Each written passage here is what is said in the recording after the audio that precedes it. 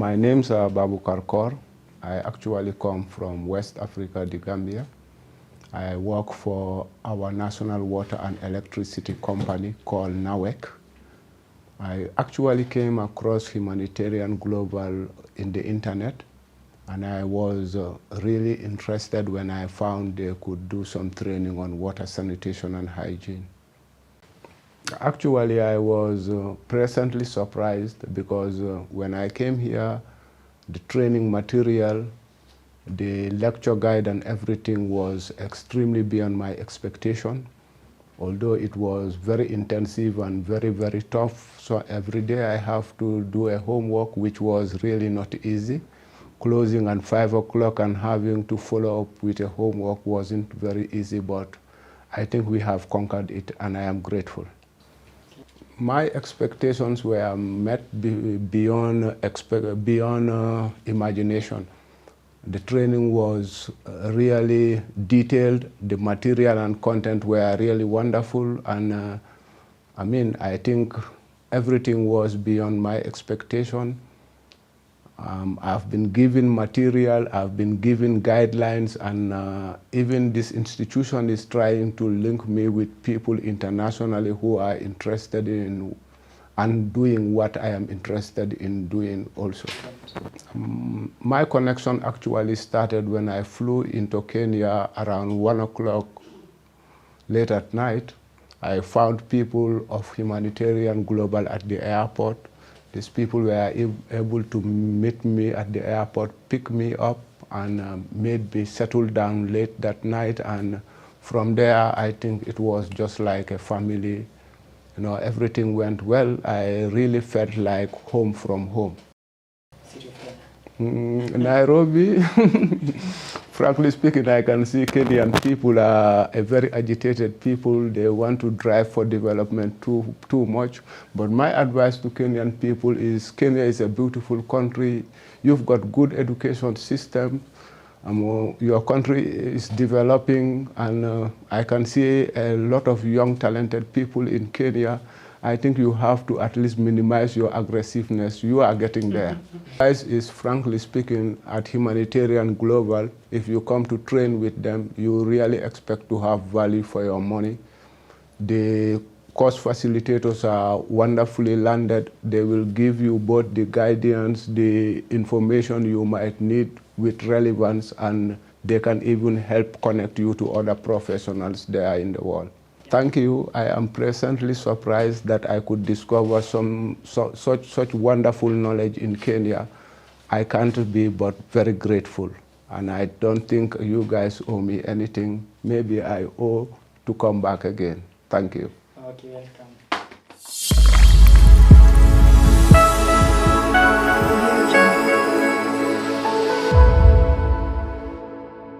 Good morning, everyone, ladies and gentlemen. Thank you for attending our session today. We have our nutrition webinar series, and with me, I have two people. I have Anthony, who is the academic registrar here at Humanitarian Global. Maybe Anthony, you can say something. Okay, thank you, Eric, and also to all of our participants for connecting to today's session. This is the second episode when it comes to human nutrition and dietetics. And we have a very good session lined up for you. And before that, it's good also to know who we are as a Humanitarian Global Institute, what we do. And that is what I want to brief you on. So Humanitarian Global, this is an institute that is based in Nairobi, Kenya. Our main focus has been to offer capacity building and training, focusing on humanitarian and also development professionals like you. So that is what we focus on, and we cover a wide range of areas when it comes to training. And some of the very many areas that we get to train on. It's like the area of focus today, that is human nutrition and dietetics, making sure that we can work with humanitarian organizations, development organizations, and also professionals to ensure that we can empower them and help them build their capacity when it comes to that area. We also do train on other areas such as maternal, infant, and young child nutrition, focusing on ensuring that we can address some of the health issues we are facing here in Africa and also across other parts of the world, making sure that for professionals like us who are supposed to be at the forefront when it comes to developing solutions, working with communities to ensure that we can save life and also improve their health well-being, we have the better skills and also information when it comes to that. We also do train on other areas, and these include water sanitation and hygiene. This is a key component, especially when it comes to the sustainable development goals.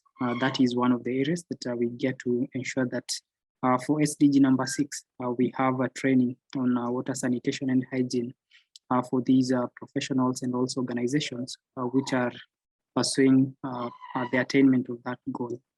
We also do train on a very key and important component when it comes to project management. And this is monitoring, evaluation, accountability, and learning. That is MIL. We also do train on that area. Without forgetting other areas such as disaster risk reduction and management, food security and nutrition in emergencies, procurement and supply chain management, among very many others. So we are excited, and we look forward to having a great session. We look forward to also getting your feedback. The only way that you can help us and also contribute, your participation is highly appreciated. And also make sure that once you get this information, you can share with your network, with your friends, so that they can also join this session and get to benefit. So at Humanitarian Global, apart from our training, that is the courses that we offer in these in the mentioned areas. We also ensure that we can organize for bespoke training programs. This is where we work with organizations. So we can work with the organization to come up with a tailor-made program for capacity building for your team.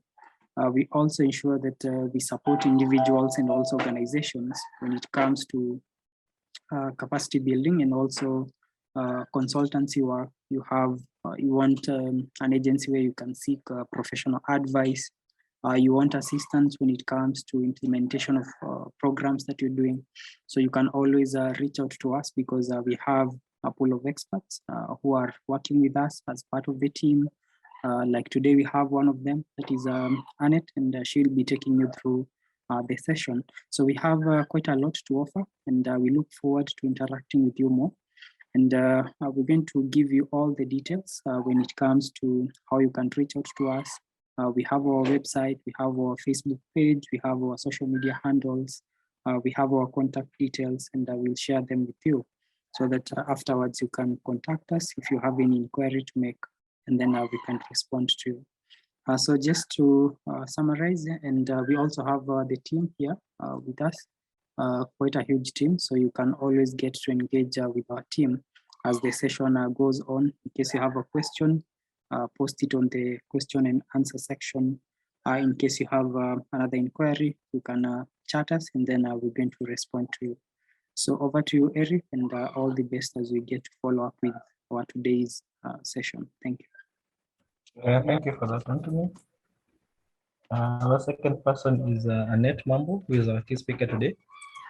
And so before Annette begins her presentation, just a few things I wanted to announce. You are allowed to ask the questions through the Q&A. So if you have any question concerning the webinar series or just concerning Humanitarian Global, you can have them written on the Q&A. And Annette, are you there with us? Yes, I'm here. Okay, you can begin. Thank you very much, Eric. Good morning, everybody. And you're welcome to this session. We hope to learn and discuss on integrated management of acute malnutrition. So we'll begin for the sake of time. So we have a content here, which I'm not going to go through, but it's equivalent to the expected learning outcomes. So by the end of this session, you'll be able to explain and categorize malnutrition. You'll also explain the causes of malnutrition using the UNICEF's conceptual framework 2030. You'll explain what is integrated management of acute malnutrition, the one we are calling IMAM. You are going to be able to assess and diagnose the malnutrition in children under 5 months. And then you'll be able to describe the common types of therapeutic and supplementary foods that are used in nutrition care. You're also going to be able to administer nutrition, therapeutic care to treat the different categories of acute malnutrition in children under 5 using the IMAM guidelines. And finally, you can describe the discharge criteria or the outcomes from outpatient therapeutic care. So right away to the presentation. We have an overview of malnutrition here. So we want to know what is malnutrition. So malnutrition will refer to any deficiencies or excesses or imbalances in a person's dietary intake, that is the intake of energy or nutrients. This malnutrition presents in 3 forms. We have undernutrition, we have micronutrient-related malnutrition, and we have overnutrition. So undernutrition includes wasting, that is being very thin. It also includes underweight, that is having very low weight for other not having the ideal body weight. And it also includes stunting, that is being very short for the age. The micronutrient-related malnutrition includes the deficiencies or excessive vitamins and minerals. If you have less or more than the required vitamins or minerals, you might have micro-related malnutrition. And then we have overnutrition, which is also a rising problem in our public health, which includes overweight and obesity. In today's session, we will really concentrate on the undernutrition part of it. This is just another definition for malnutrition. Some people would also simply say that malnutrition is when the body does not have enough of the required nutrients, that is undernutrition, or has excess of the required nutrients, which we call overnutrition. There are pictures there showing what we mean by that. So there is a child there who has undernutrition, and there is the other one there who has overnutrition, just to give us a picture of what we expect. Now, generally, malnutrition is categorized into 2. We have acute malnutrition and chronic malnutrition.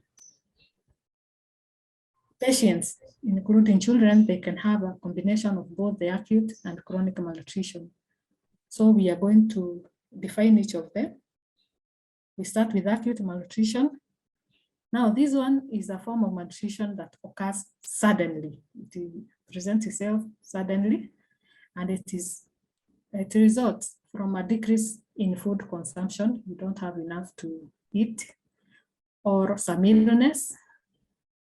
And this will result now to a sudden weight loss. The key word there is it occurs suddenly as a result of a decrease in food consumption or some type of illness. And it is characterized by the weight loss and edema, that is the fluid retention. We will know all about edema. Now, the acute malnutrition, this kind of malnutrition that occurs suddenly, can be severe, a severe form of malnutrition, or it can be moderate, one that is not so serious. Now, moderate, which we are going to refer as to MAM, meaning moderate acute malnutrition, and severe, which we are going to refer to as SAM, that is severe acute malnutrition, are both determined by the patient's degree of wasting, that is becoming thin, and if or not they have bilateral edema, that is retention of fluid in both of their feet. We will see what is that later. Now, the severe acute malnutrition is further classified into 2. That is marasmus and kwashiorkor, where marasmus results as because of deficiency of energy intake, because of starvation, and kwashiorkor results because a child does not have adequate protein in their diet. We have a flow chart here that will show all that. In case of you are not following, don't worry, we are going to conclude that in a flow chart. Then we have the second category. Now, after the acute malnutrition, we have the second category called chronic malnutrition. And this one is a prolonged malnutrition. It does not just occur after a short time. It's not sudden. It occurs after a long time. That is why we are saying it is prolonged malnutrition that may begin even from the prenatal period, and it may continue even over the lifetime of a child. Now, chronic malnutrition results to the growth failure that causes both physical and cognitive delays in the growth. And this one significantly increases the risk of the death of the child. So it is a serious kind of malnutrition. So the chronic undernutrition is manifested by stunting, and we are going to see that stunting means or is determined by a patient's expected height for a given age. Somebody is so short for their expected age. That is how we determine chronic malnutrition. And just to mention about chronic malnutrition, more about this chronic malnutrition, we will say that it occurs, and we have already said that it occurs as a result of recurrent undernutrition that is prolonged. And the reasons to why somebody may have the prolonged malnutrition, which we are calling now chronic, is because of such factors such as poor socioeconomic conditions, poor maternal health and nutrition, frequent illnesses, or inappropriate infant and young child feeding and care in the early life. Now, chronic malnutrition can be improved in the long run. It is a long run approach. You take a lot of time to take care of all the problems that have been caused by malnutrition. It may be resolved partially. It's not all time that chronic malnutrition is resolved completely, because as a result of the long-term undernutrition, some permanent changes in the body have already happened, but we can always improve the condition, and we do that by dietary changes, providing balanced diets that are rich in energy and nutrients. We can also ensure that families that own these children and the patients of chronic malnutrition are able to manage all the factors that involve the child nutrition intake, like making sure that they have resources so that they can access food. Then chronic malnutrition could also be a result of underlying medical conditions. Now we treat these underlying medical conditions to make sure that we manage the chronic malnutrition. And of course, we will supplement the child's or the patient's diet with vitamin and mineral supplements. Now, at this point, I would like you to not have dealt more with chronic malnutrition, just as, because we have mentioned it, just as you have an idea. But today's session, we are dealing with acute malnutrition. That is why we are saying our session is integrated management of acute malnutrition. But the reason why we have mentioned chronic malnutrition is just to have an overview of malnutrition and just to know a little bit of what chronic malnutrition is and how it can be managed. So that's not conclusive, it's just a mention. So far we have said that malnutrition can either be overnutrition or undernutrition, as shown in this flow chart. Overnutrition is when you have excess of the energy and the nutrients. And undernutrition when you have a deficient of the energy, nutrients, and the micronutrients. Now, in overnutrition, we have two categories, that is overweight and obesity. Overweight, as we know it, is determined by the BMI of the patients, and obesity is more serious than overweight, but all of them are forms of overnutrition. Then under undernutrition, we have said that we have 3 forms of undernutrition. We have chronic malnutrition, which is characterized by stunting, and we have acute malnutrition, which can be characterized by wasting, that is being very thin or even underweight. I also want to mention chronic malnutrition. Other than being short for the age, the patient can also display low weight, because if you are so short for the age that you are supposed to be, even the weight will be low. And then undernutrition also has a form of malnutrition that occurs because of micronutrient deficiency. Now, the acute malnutrition is further divided into, and we have severe acute malnutrition, this one that occurs over a short period of time, suddenly, and we have, that is what we are calling the acute. We have the severe, serious type, and we have the not so serious type called moderate acute malnutrition. And then we are also saying that the severe acute malnutrition, it also manifests itself into 3. Marasmus, that is as a lack of energy, adequate energy, that is being very thin. And then kwashiorkor, which is as a result of protein deficiency. The child has inadequate protein in their diet. And we can have a condition where the patient presents with both, which we call marasmic kwashiorkor. So here we have a picture that can give us an idea of what marasmus and kwashiorkor are, which are the forms of severe acute malnutrition. You can see this child here suffering from malnutrition, is very thin because of inadequate energy, overall energy consumption, inadequate food, that is marasmus. Now the child on the other side, the one that I'm pointing to, we can see they are suffering from kwashiorkor. They have extended belly. That means they have an accumulation of fluids. It has oedema, that is accumulation of fluids because of protein deficiency. So that is how we can view when we are looking at examining at our patients. We can know the difference between marasmus and kwashiorkor.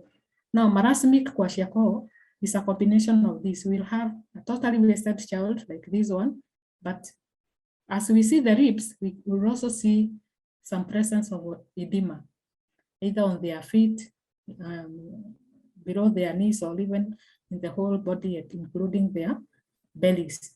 So if a child has a combination of them, both marasmic and marasmus and kwashiorkor, we call it marasmic kwashiorkor, and it's more serious.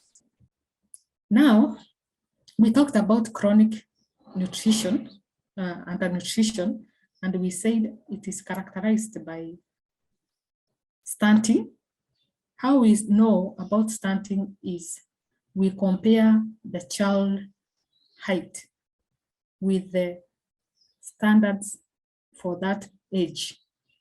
For example, here in this picture, we can see a line that has been drawn on the wall according to the World Health Organization standard of height for 9-year-olds. So according to WHO, 9-year-old is supposed to be 132 centimeters. Now, these African children from a certain country, I have edited the name for the sake of just learning, all of them have stood against the wall with a line, and we can see that they are below 132 centimeters. So all of them are stunted. So that is to mean that they are suffered from chronic malnutrition because they have not grown as expected in their height. Now, in the overview of malnutrition, we also want to examine what are the causes of malnutrition. especially undernutrition. And this is explained, the causes of malnutrition are explained using the United Nations Children's Fund conceptual framework for undernutrition, and it is shown below. Now this framework, the conceptual framework, defines or explains the causes of malnutrition to follow or to fall under 3 categories or under 3 points. That is the basic causes, the underlying causes, and the immediate causes of undernutrition. So we will explore each of them to see what could be the cause of malnutrition. So we'll start with the immediate causes of malnutrition. These ones include 2 of them. Lack of food intake. If somebody does not have enough dietary intake, they will resort to undernutrition, the type of malnutrition that we are talking today. If an individual has a disease or an illness, it may also interfere with the digestion and utilization of food, and they may resort to undernutrition. So those are the immediate causes of malnutrition: lack of food intake and disease. And we are reminded here that this can create a vicious cycle where we have seen that lack of food can cause disease. And the other way, disease can also cause an individual to be unable to have adequate food intake due to the disease. So they may coexist in a vicious cycle, which we call the malnutrition infection complex. Then we have the underlying causes of malnutrition, which are divided in 3 as follows. We have inadequate household food security, where a certain household, a certain family do not have access of enough food for some reasons, because they cannot have the resources to get the food. So either they don't have the economic resources or the physical resources. For some reason, they do not have enough of the food. Then we have health. Now, in health, limited access to adequate health services or inadequate environmental health conditions. So we will find out people may end up having poor health because they cannot access the health facilities. They are very far, or they are not there, or the other factors that limit them getting maximum health because of limited resources. Then the other one is care, which also falls under underlying causes. Here, the family or the children do not have adequate social support and care in the household and in the local community, especially in the regard to women and children. Now, the primary care taker of a family unit in most families are women. If they do not have enough knowledge and skills, they may not administer enough care in terms of nutrition adequacy, in terms of hygiene, in terms of all those things that may result into good health and nutrition. So all this will also cause or will affect the nutrition status of the people in those families, especially the very young children. So that is what we are saying under care. We are going to see all this in the framework. And then the third one, we have basic causes of malnutrition in a community, that is, which originate from the regional and national levels. And here we mean the policies and the strategies that are formulated at the national level, which affect the allocation of the resources. The human resources, for example, do we have enough medical personnel? Do we have enough, all those people who deal with the welfare of humans? Economic, are the people of the country involved in profitable economic activities that will affect them in access of food. The political environment will also affect how the peace of the nation is and how people can live peacefully and go on with their normal. And the cultural effects, the way of life of certain people may affect what goes on into their plate or what does not go on, or how they, some cultures don't believe in health. When they get sick, they don't believe in going to health facilities. Others don't believe in eating some sort of food. All that will also influence the malnutrition. So this is the conceptual framework of the UNICEF. This is the one for 2013, but it's related to this one, which is clearer. So I'm going to use this one, which was developed in the 1990s. The only difference is that I will show the difference later on. So what we are saying, you can see in the main, there is a small here. We have malnutrition up here, and we are saying the causes could be immediate causes. This is immediate causes, or disease, which could cause malnutrition. And we are also saying disease can cause inadequate dietary intake, and inadequate dietary intake could also cause disease. So that is the immediate causes of malnutrition. Then the underlying causes, which were three, which we have looked at, we have seen there could be inadequate access to food for many reasons, There could be inadequate care for the children and women, and then there could be insufficient health services and unhealthy environment. So inadequate access to food, when a family, that's a household, does not have adequate food, is the one that is going to result to inadequate dietary intake. People do not have enough to eat because they do not have access to food. Now, inadequate care for children and women will result to not having adequate food, because when you do not take care of the women who are the sole caretakers of the children, then it may mean that they will not be able to provide sufficient care, including preparing adequate food or providing adequate food to the family, including the children. So it will also result to inadequate dietary intake, and it can also result to the diseases that we are seeing are linked to malnutrition.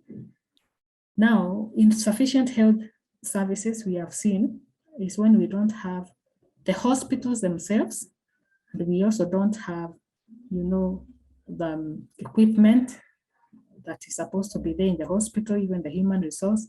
All this will result to more diseases and treated cases, which could result to malnutrition.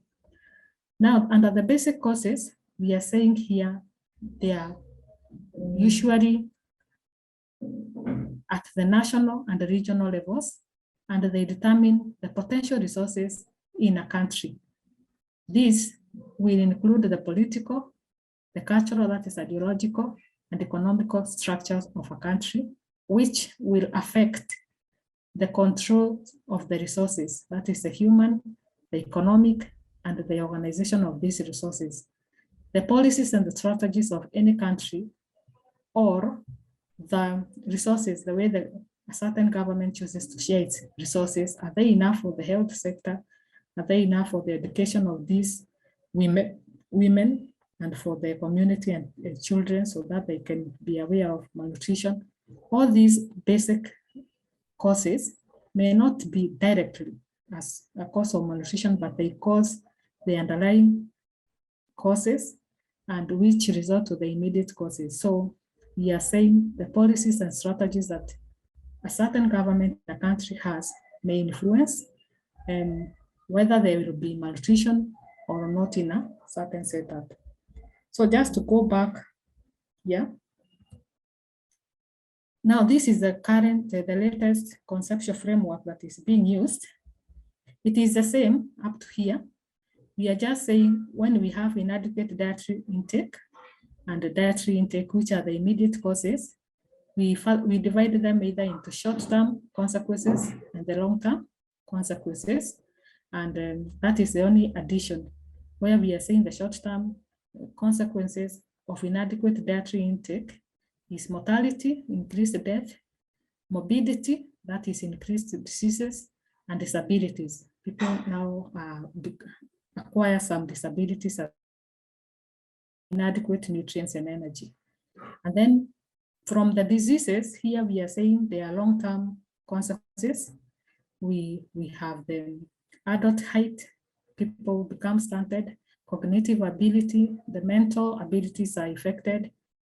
When people are chronically malnourished, they are not so productive.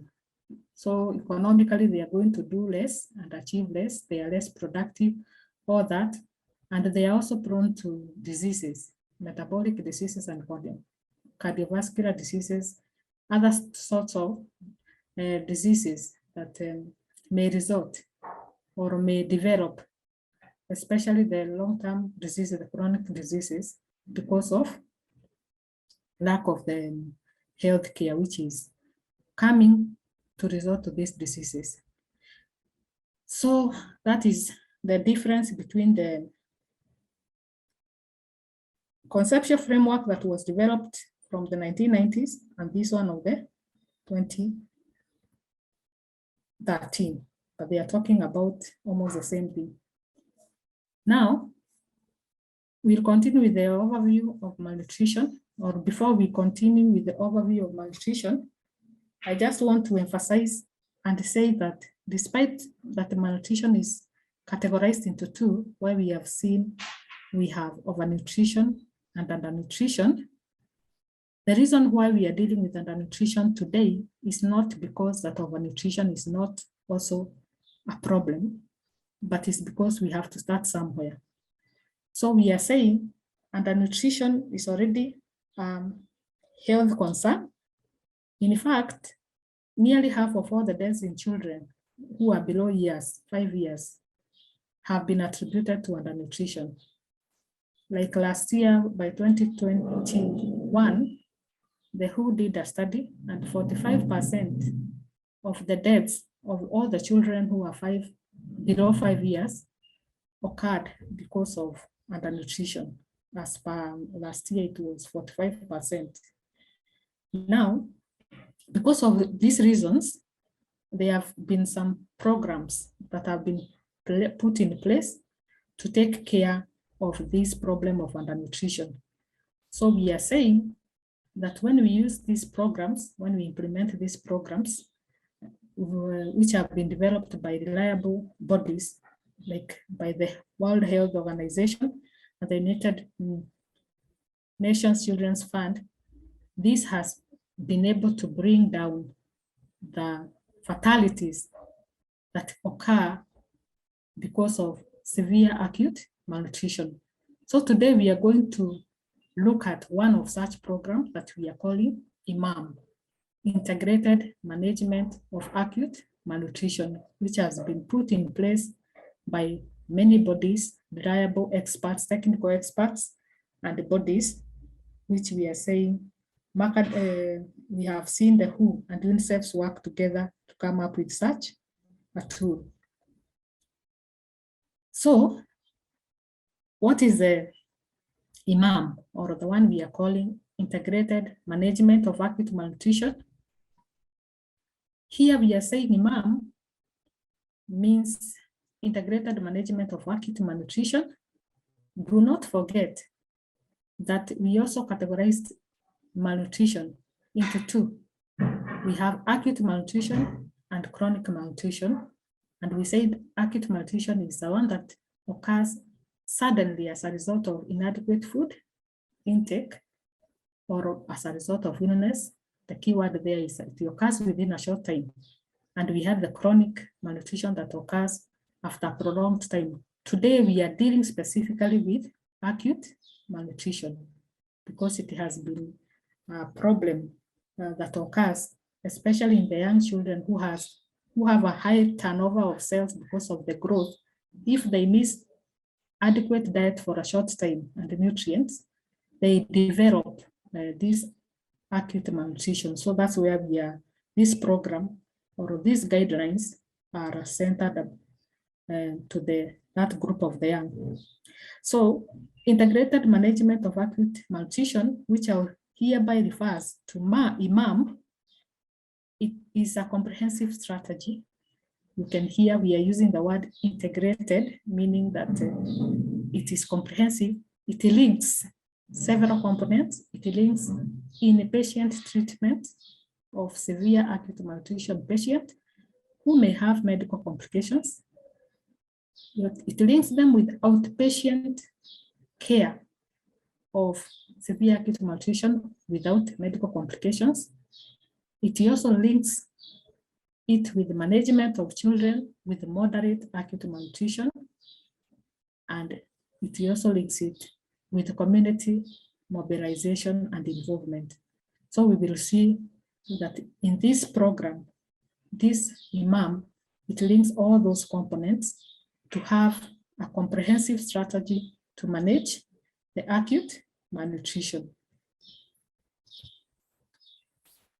Now, the guidelines that are provided by the IMAM I have to mention that they have been developed according to the current scientific evidence, as well as the best practices. And this has been developed by a collaboration of many technical experts and bodies drawn from various countries internationally. They have come up, they have contributed in one way in the development of IMAM. The WHO and UNICEF organizations, they have really worked on bringing together these technical experts and the bodies so that they can contribute to provide these protocols or the guidelines that are in the IMAM. So it's a reliable one. And I also want to mention here that the IMAM tool continues to be very useful in many countries worldwide. What we are learning here, despite our origins, whether you are from Somalia, whether you are from Nigeria, Nepal, Kenya, wherever, this is international standard tool. Whatever we do in the same way. So what has been done is that countries have made local adaptations of the IMAM tool. Every country, most countries have adapted the IMAM guidelines into their local health systems and adapted it to manage the severe acute malnutrition. That is the acute malnutrition. So we are saying here that it is a comprehensive strategy for the management of acute malnutrition. So what is the purpose of the IMAM guidelines or the IMAM protocols? So we can summarize them into two. The IMAM guidelines will help us to identify and manage acute malnutrition. So the guidelines seek to improve the management of acute malnutrition in children, adolescents, and adults through the treatment of severe acute malnutrition and moderate acute malnutrition cases. The second purpose is that the IMAM contributes to an improved standardized treatment. That is why we are saying throughout the world, when we adopt the IMAM, we are going to have a standardized treatment, monitoring, and reporting on acute malnutrition cases. So even if you see a child, if you see a report on management of acute malnutrition from Uganda and you are in Tanzania, you will understand because these IMAM guidelines have provided a standardized treatment, monitoring, and reporting of these cases.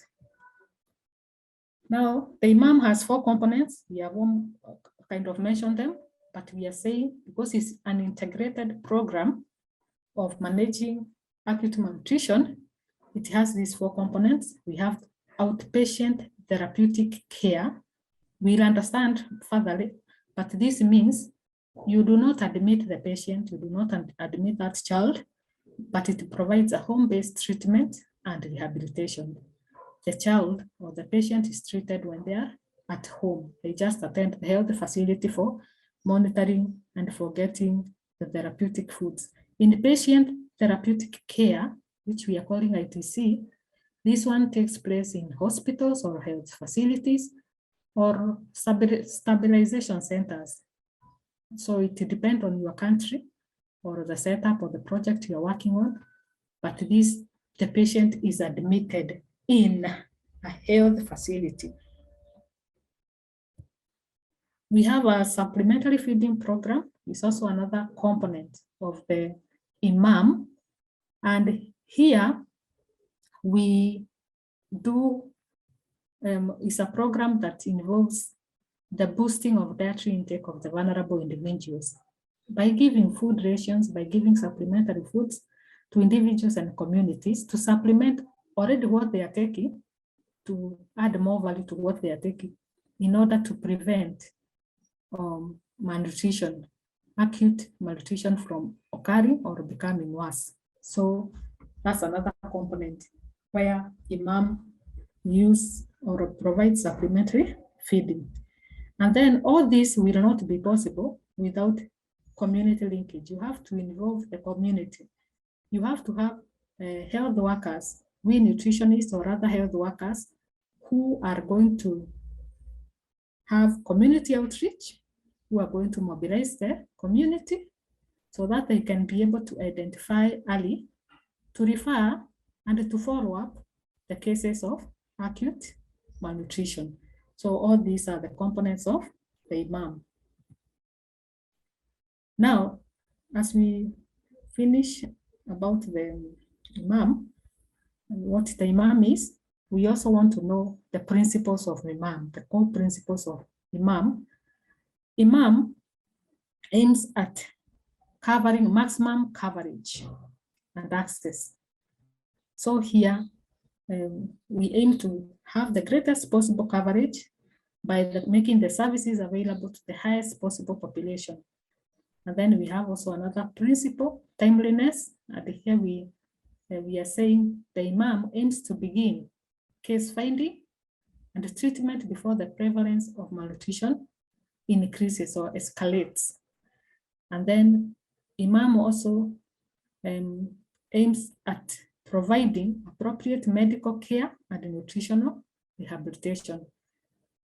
This one we will see, because most acutely malnutrition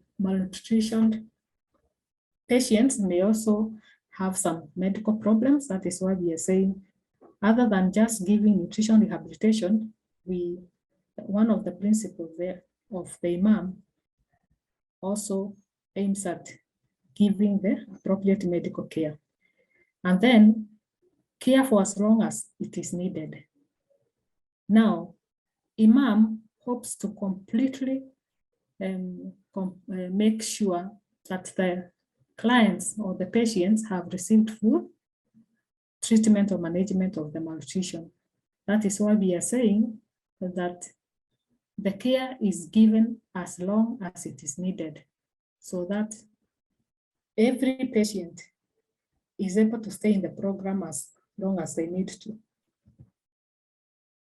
Now, the integrated management of acute malnutrition program that has been developed, it majorly deals with targets. It targets children between 6 and 59 months, or children who are above 59 months, that is above 5 years, but have special cases like HIV and AIDS, TB, or even other illnesses that could cause malnutrition. And they have also on children that have severe acute malnutrition or malnutrition with oedema. They have some grade of oedema. So that is what the target of the IMAM program is. Now, just to go back here and comment something that you will find in some IMAM documents that have been adopted by countries. They have also mentioned children who are less than 6 months. But the approach of treatment for children who are below 6 months is different from the approach of management and treatment for children who are above 6 months. Remember, the children who are below 6 months are supposed to be exclusively, we are promoting exclusive breastfeeding for those children because breast milk is enough for all the nutrients and immune components that these children need. So we really prevent or treat malnutrition in children who are below 6 months by encouraging breastfeeding, reestablishing breastfeeding where breastfeeding has ceased, or finding out why the mother does not have or is not able to breastfeed exclusively. So that is why in this session today, we are going to have the target group of the IMAM, that is 6 to 59, because we will be following the IMAM guidelines that are really created for these children who are 6 to 59 months or any older children who has other medical complications.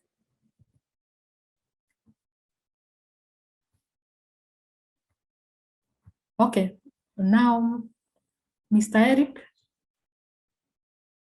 maybe you can, Yes, Annette. can take over, and as that's the end of our first session. Okay, that is good. Thank you for taking us through. We're still encouraging our participants to send us questions through the Q&A. For those of us who are asking about the slides, those slides will be sent to your emails. I see some of you have been posting your emails, and we shall do so after the session. So I think for now we can take a 5-minute break, then we can come back and continue with the second part of the session.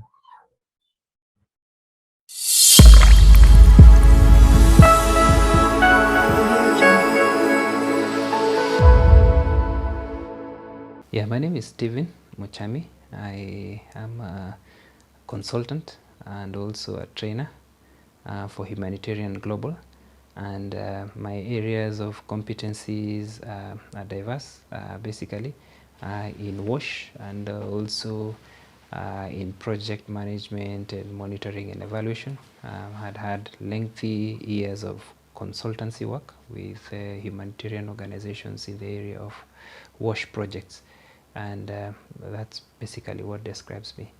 Yeah, in terms of efficiency, we can say that the program really was well organized, was well coordinated, and I think we managed to achieve a lot.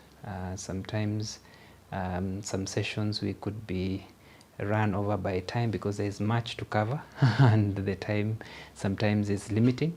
But interestingly, this is a program that we have essentially been able to cover everything that we intended to cover. When you look back at the training plan as it was, there's no single session that we have not covered adequately, as much as we had a lot of fruitful discussions within that coverage.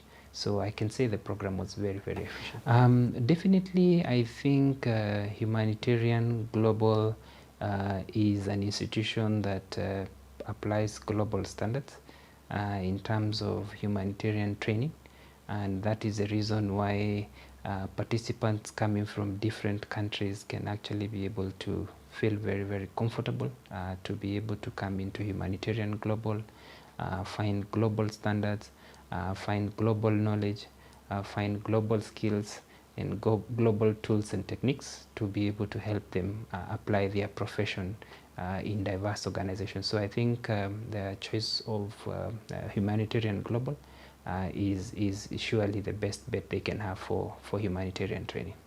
Okay, thank you. I would say this was successful, and of course it was a very good opportunity to facilitate core for this particular training, and we are hopeful to be able to get more of these colleagues coming for further training, and again also even beyond training consultancy opportunities as well with his organization, and I think that is something that we are looking forward to, and keep a long-lasting relationship.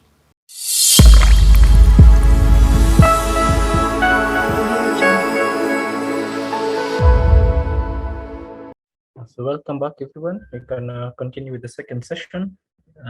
Annette, I don't know if you're there with me. Yes, I'm here. I can see a few questions on the Q&A. Maybe we can begin by answering them.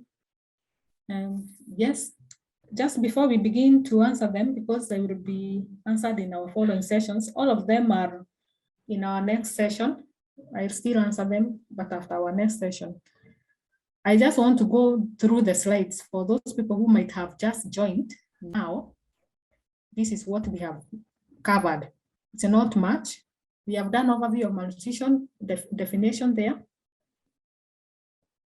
We have categorized malnutrition into two, acute malnutrition and chronic malnutrition. We have said acute malnutrition occurs suddenly as a result of inadequate food or illnesses.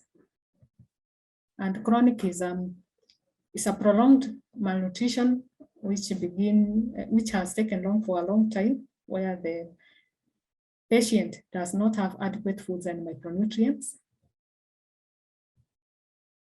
We have a table there, a chart that has categorized this. It has summarized all what we have said about the categories of malnutrition. We have a picture there showing the differences between marasmus and kwashiorkor. These are the two forms of severe acute malnutrition.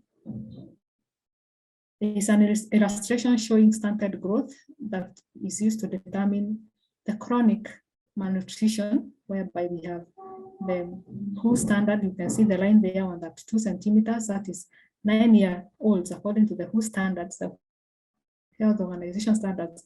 The children are supposed to be 132 centimeters when they are 9 years. So all those children there are stunted, meaning that they are chronically malnourished. Then we have also covered the causes of malnutrition, that is undernutrition. We have said they fall into 3, the basic, underlying, and immediate causes, and they are well explained by the UNICEF's conceptual framework. I have 2. That is the 2013 conceptual framework, and I have the source of that, which was developed from the 2019. You will follow what has caused malnutrition from those both frameworks developed by UNICEF.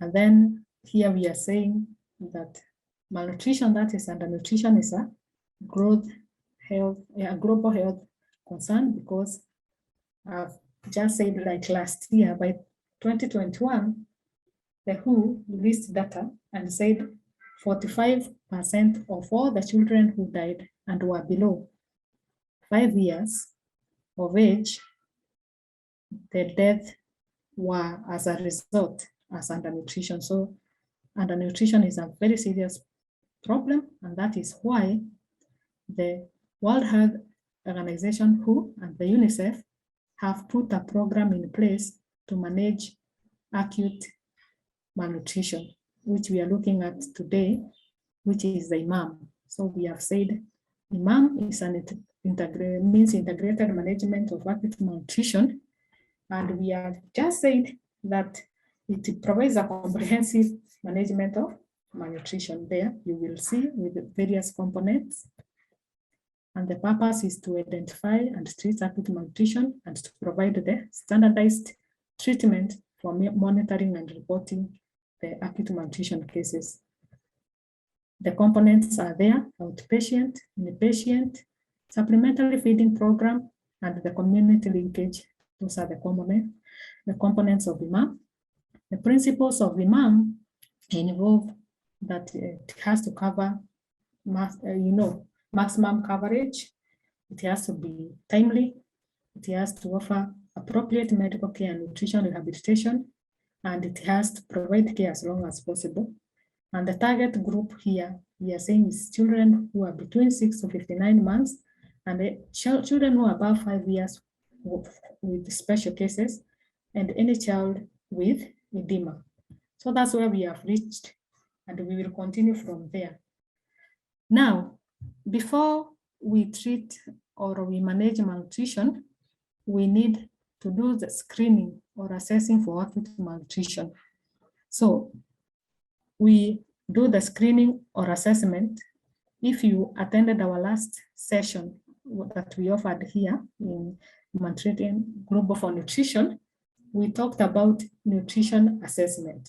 So when we talk about MUAC, when we talk about measuring height and weight, we hope that you know what we mean. If you are not so sure about, or if you want a refresher, you can always refer to our previous presentation, which was about anthropometric, nutrition assessment, and it included the BCD methods of nutrition assessment. So this is the way we screen for acute malnutrition. We want to know children are acute malnourished using these measurements. Anthropometry, where we use the MUAC measurement, and then we use the standard deviation scores, that is weight for height, which is an equivalence of, for adult, it is a BMI. So we measure the height and the weight and compare to the WHO standards to get a standard deviation. We are going to see how we do that. That is bilateral pitting edema, that physical assessment. We also do a clinical assessment where we take a medical history. We ask questions to the guardian or the parent. We ask, has there been a medical problem? Has there been a weight loss? Has there been any complication? They give us information that may be able to help us to make a diagnosis. And we also check for any disease or any medical or metabolic complication that the child may have. And then we perform a physical assessment. We look at such as visible wasting. Is the child very thin?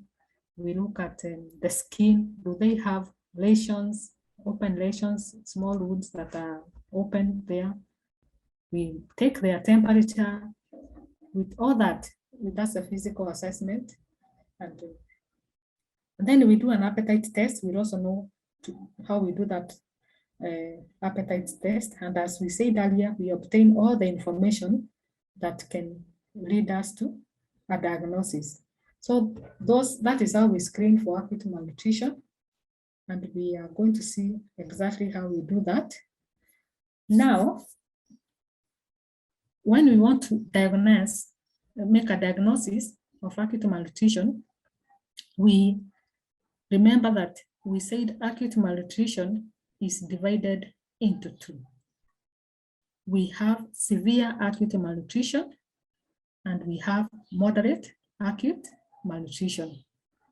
So we diagnose and categorize the children. We put them into which problem they have so that we can give appropriate treatment. So we will know when a child has moderate acute malnutrition, which we will refer to as MUAC, if that child meets any of the following criteria. We use the MUAC. Remember how we use the MUAC? There's a picture here just to remind us of how we use the MUAC measurement.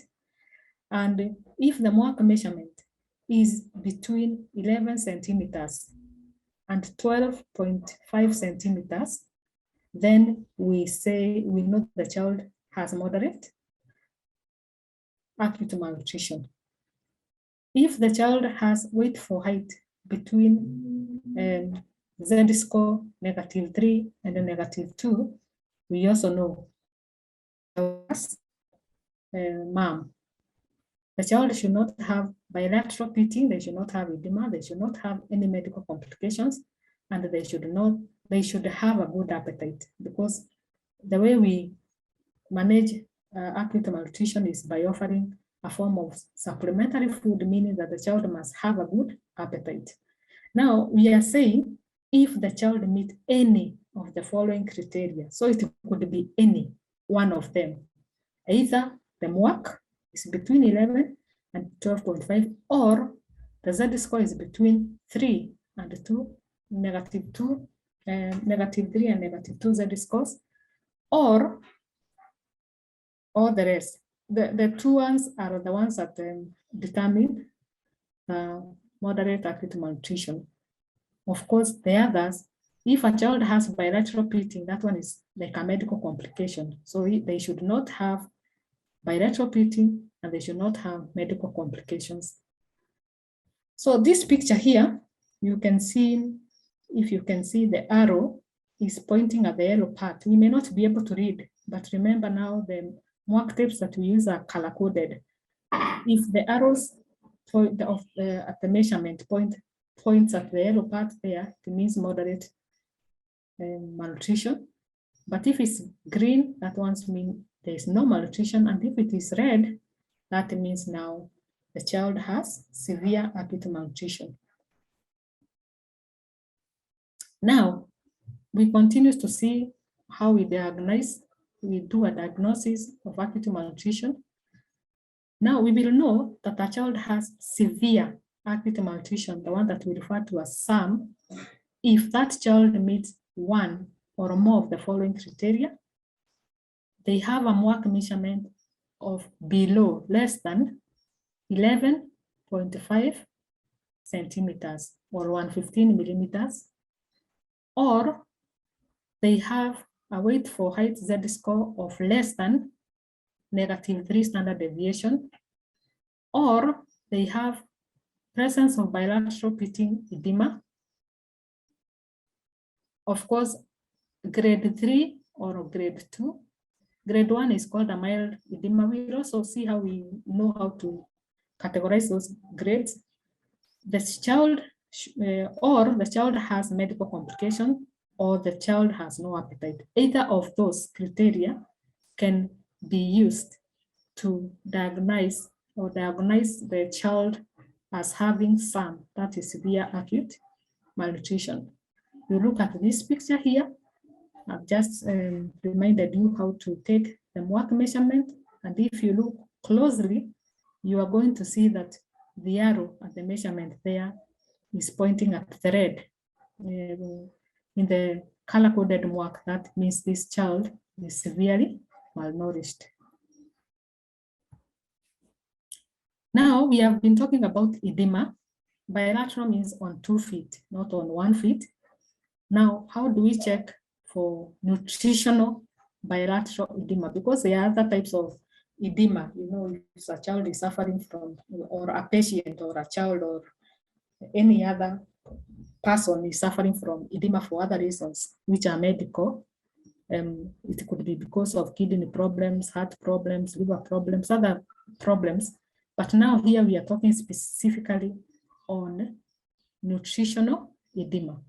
So even the grading of nutritional edema is quite different from the other type of edema, which is medical edema.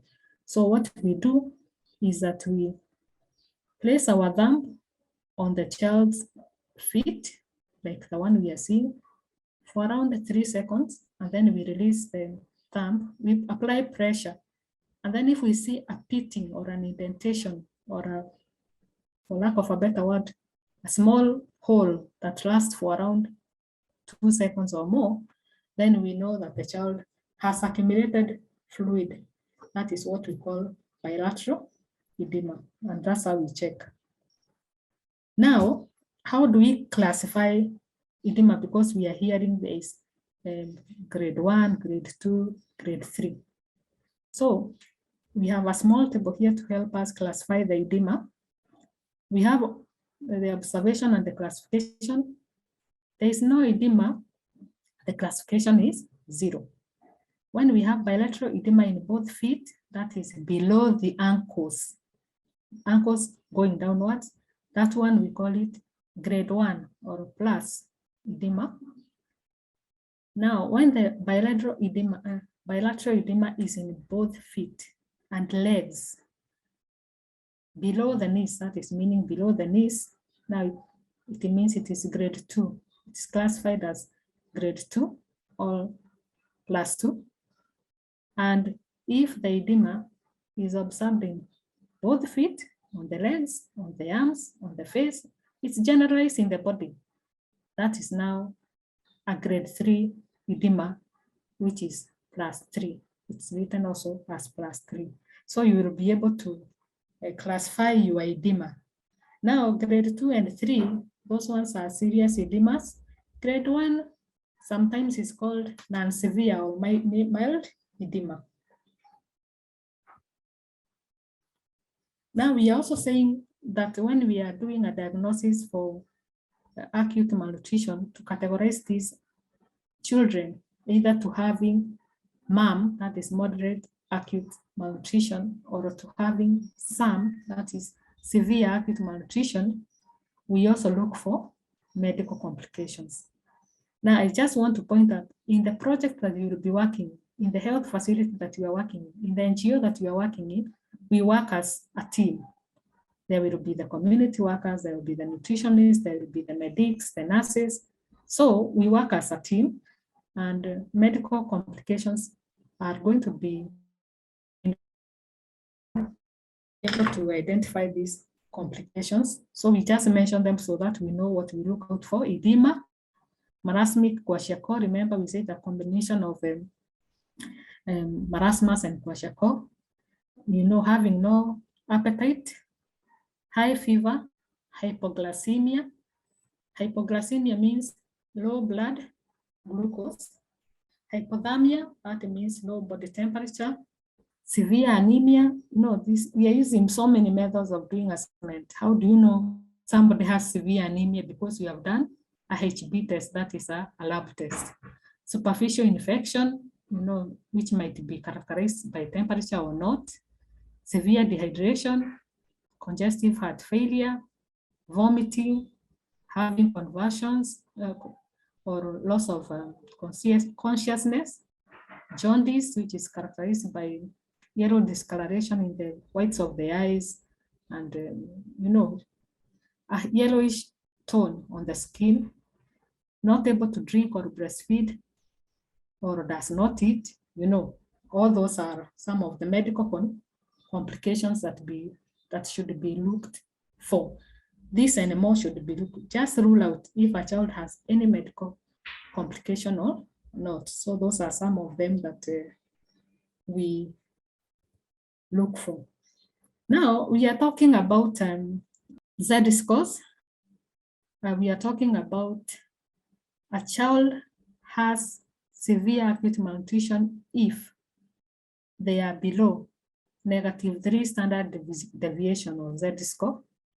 We are also talking about a child having moderate malnutrition if they are between -2 and -3 Z-scores. Now, I just put this example of a simplified weight for height table to give you an idea, or just to remind ourselves how we may determine the Z-scores that we are saying.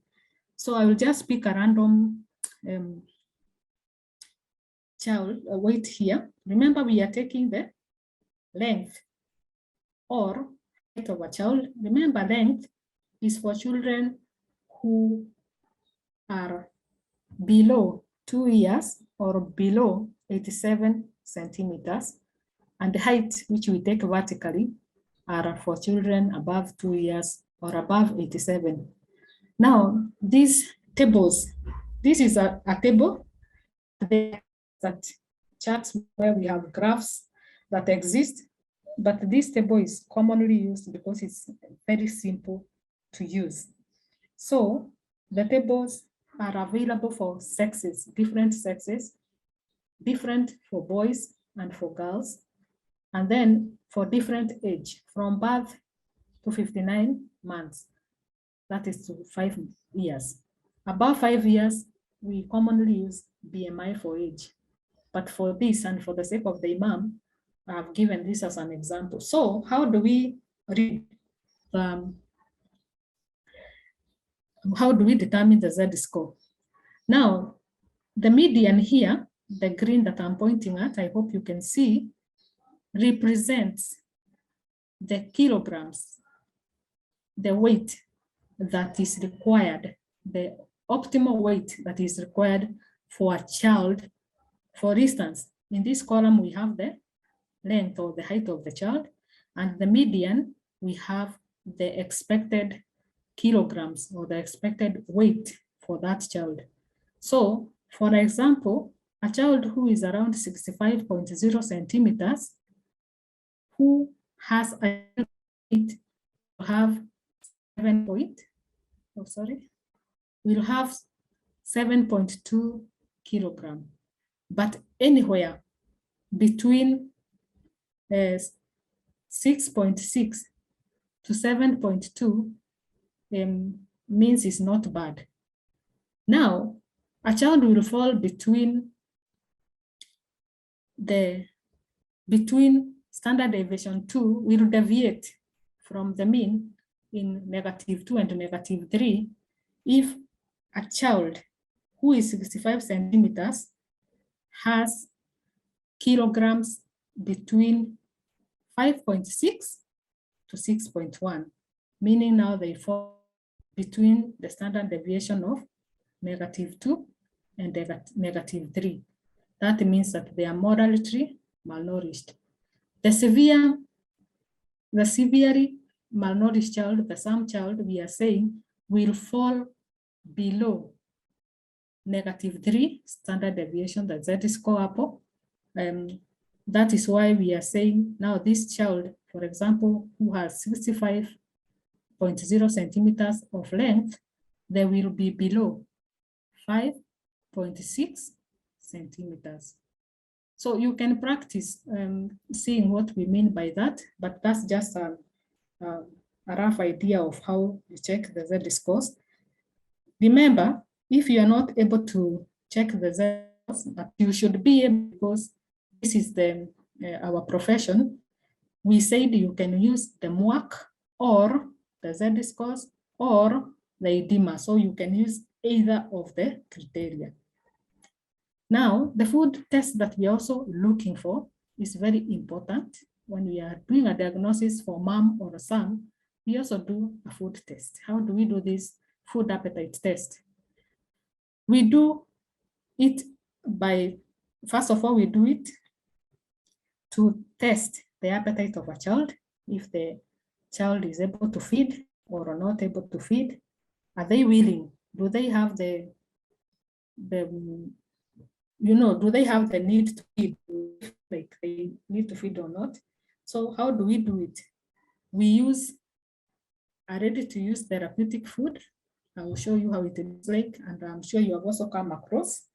We give this child a packet of that food, and we observe if they are able to finish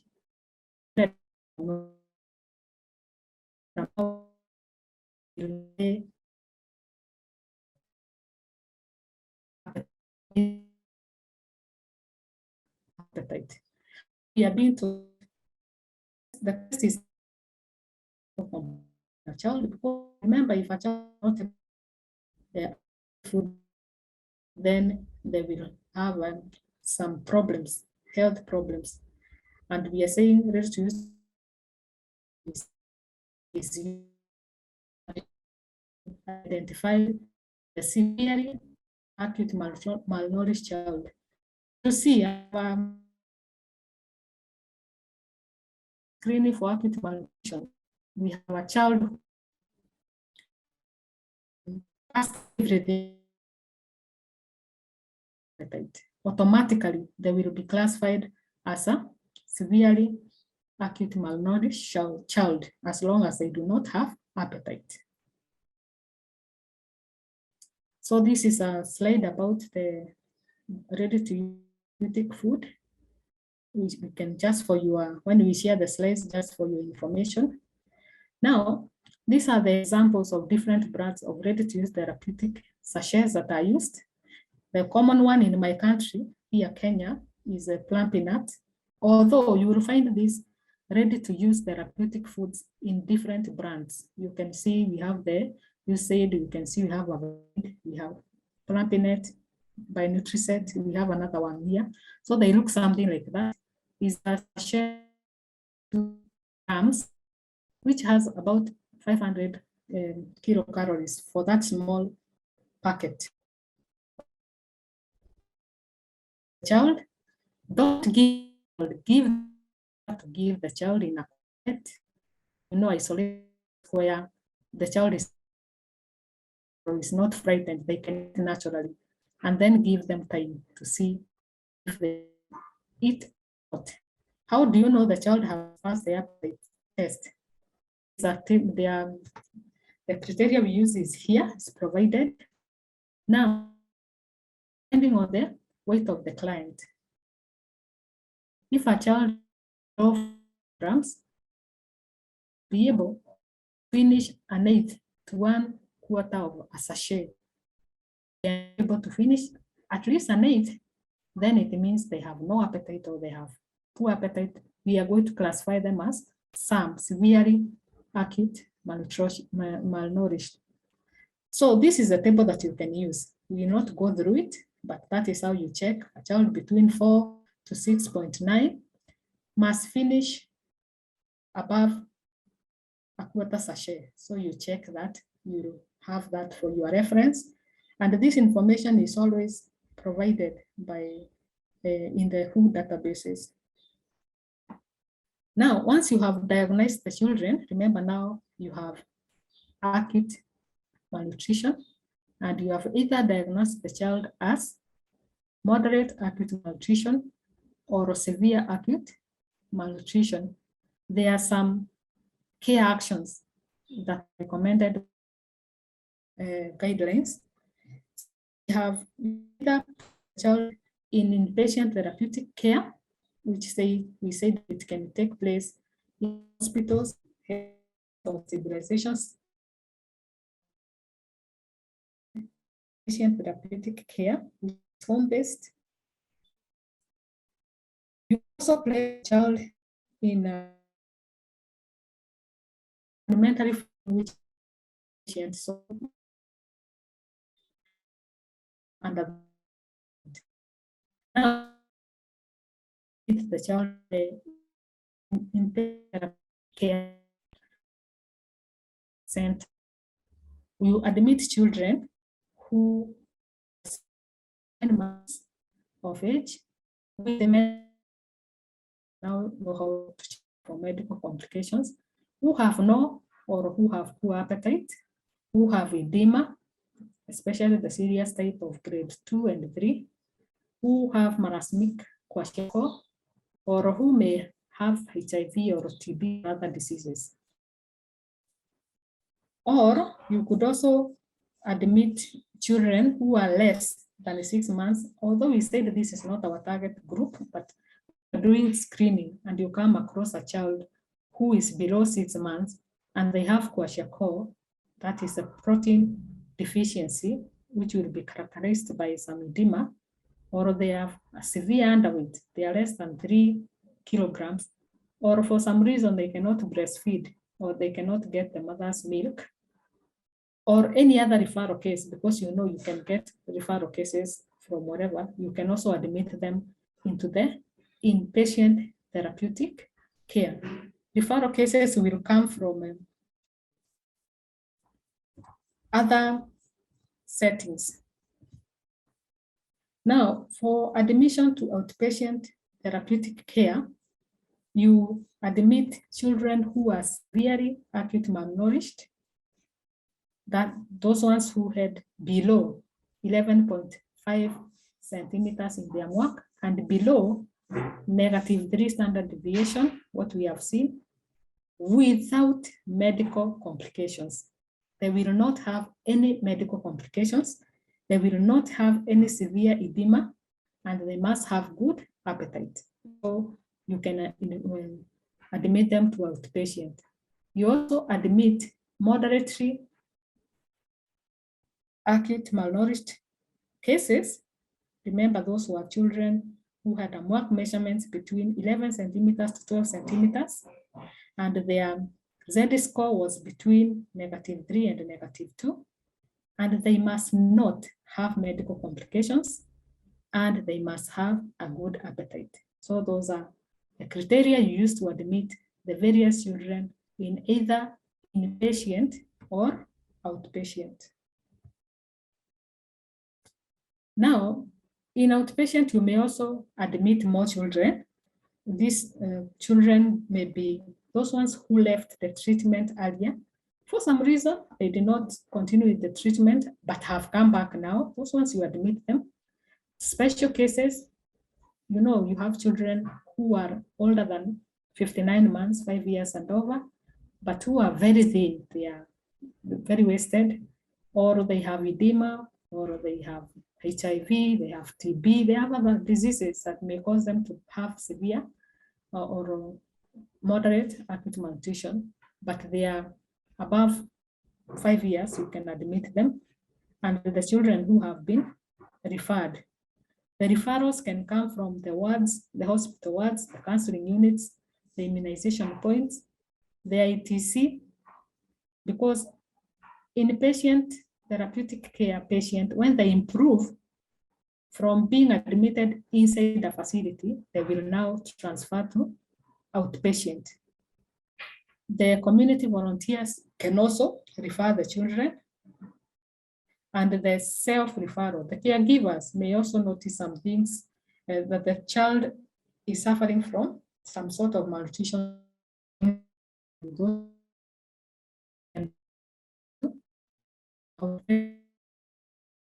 Therapeutic care. Now, just so that we keep in touch of what we are learning, we are saying when you are doing admissions, one of the major way of assessing is anthropometry.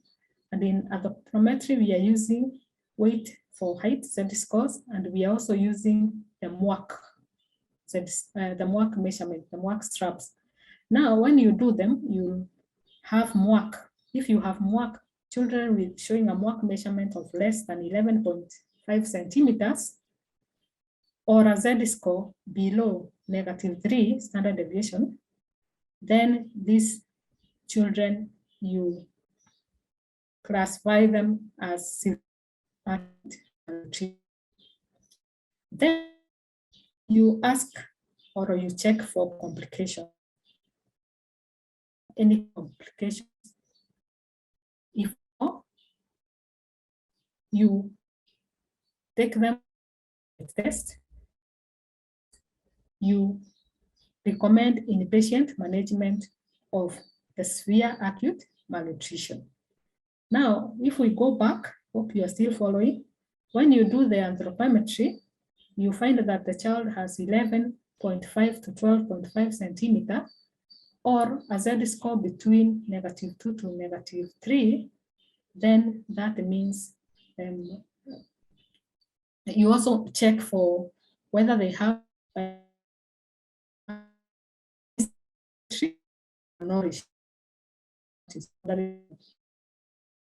But now you also go ahead and check if they have edema, bilateral edema. If they have edema, they automatically turn into severe acute malnutrition cases. If they do not have bilateral edema, or they have just grade 1, mild one, then you now classify them as moderate acute malnutrition. Now, you will not stop there. You have to make sure that they undergo an appetite test. If they pass the test, meaning that they have good appetite, you take them to outpatient management. If they fail the test, then once again, you management do not have a good appetite. So review that table, it will help you in catching up with all that we have done. Now, I'll move on and mention that when we have now classified our children, we have just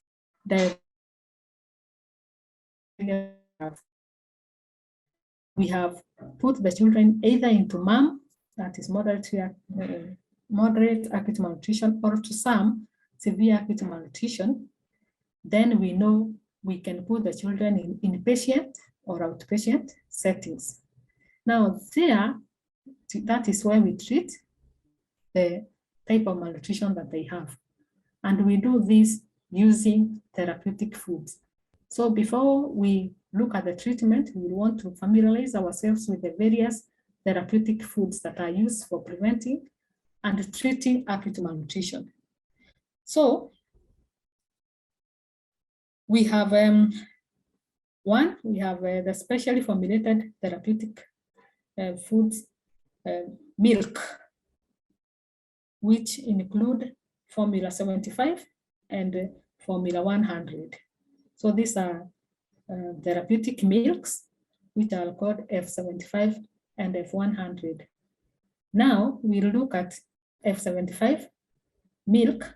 This one is a milk that contains 75 kilocalories and 0.9 grams of protein per 100 ml of the milk. The reason why we call it F75 is because it contains 75 kilocalories per 100 ml.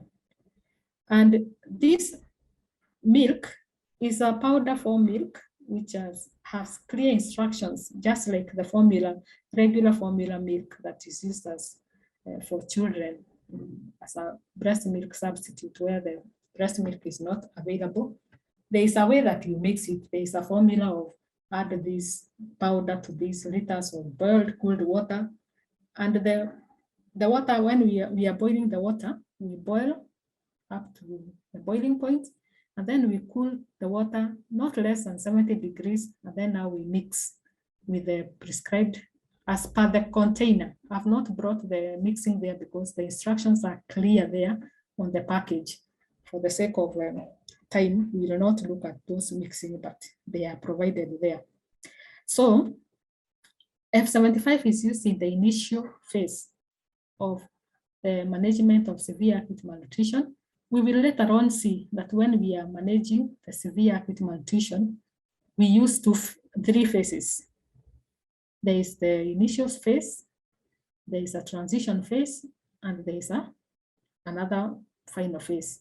So here we use it in the initial phase, and it is used for children with medical complications who are unable to tolerate levels of protein, fats, and sodium. You can see the amount of protein this milk has. Per 100 ml, it only has 0.9 grams. We don't want to load the child with the protein because remember, due to a long time of quite a time of not having adequate diet, their metabolic or their metabolism function may have shut down. So we want to revive it slowly and gradual without overloading the body. So that's why we are saying it has low levels of these protein, fats, and sodium. So we don't want to also overload the kidneys. On nutrition electrolyte balance, electrolytes in recommended amounts, so it will help the child recover an electrolyte balance. And this milk is not designed for weight gain. Therefore, we don't expect to gain weight when you use F75 formula. Then we have F100, it's also another type of milk, therapeutic milk. Now this one contains around, just like the name suggests, it contains around 100 kilocalories per 100 ml. You can see it is more than the F75, and it has more protein per 100 ml because it has 2.9 grams in the 100 ml, and it is given for around 3 to 4 weeks. Now this milk is used as a catch-up formula, and it is usually used in the cases where the child is out of danger of the medical complications. They are not in the critical stages of the medical complications that they may have. They're out of danger, but they still have those medical complications, and therefore this milk is used to help the child to recover.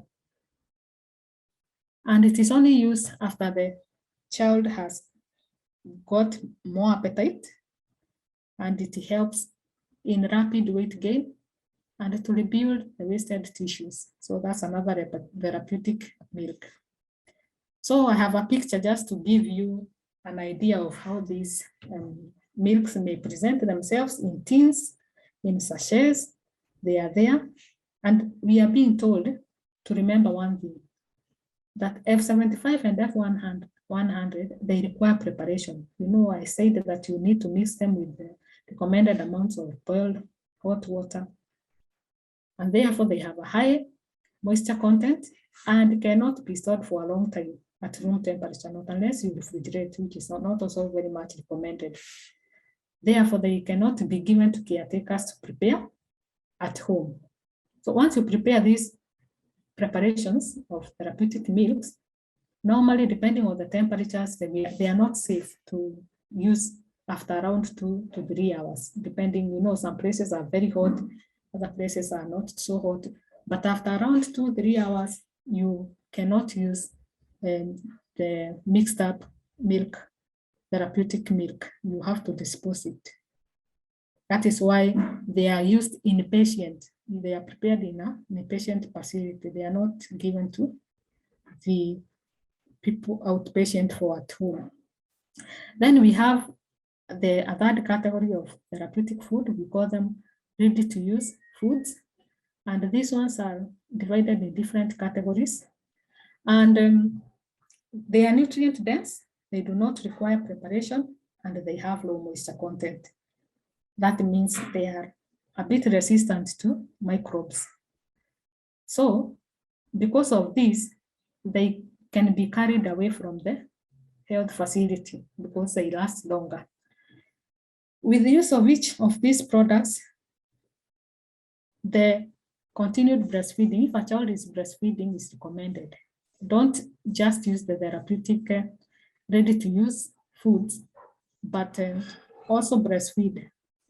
And what you usually do, you first breastfeed and then you give the ready-to-use foods. So these ready-to-use foods include ready-to-use therapeutic foods. I need you to be able to differentiate between these ready-to-use. So the ready-to-use therapeutic foods are designed for the treatment of uncomplicated SAM. Now, in the treatment of severe acute malnutrition, you will see you start with the F75, later you deal with the F100. Now, you can either use F100 or you can use ready-to-use therapeutic food. We are going to see shortly after this. Now, how much the dose of the ready-to-use therapeutic depends on the weight of the child. The bigger the more the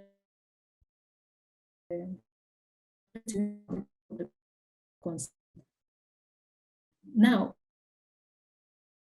ready-to-use therapeutic food, you should use it exclusively to feed the child, meaning that you should not give any other food.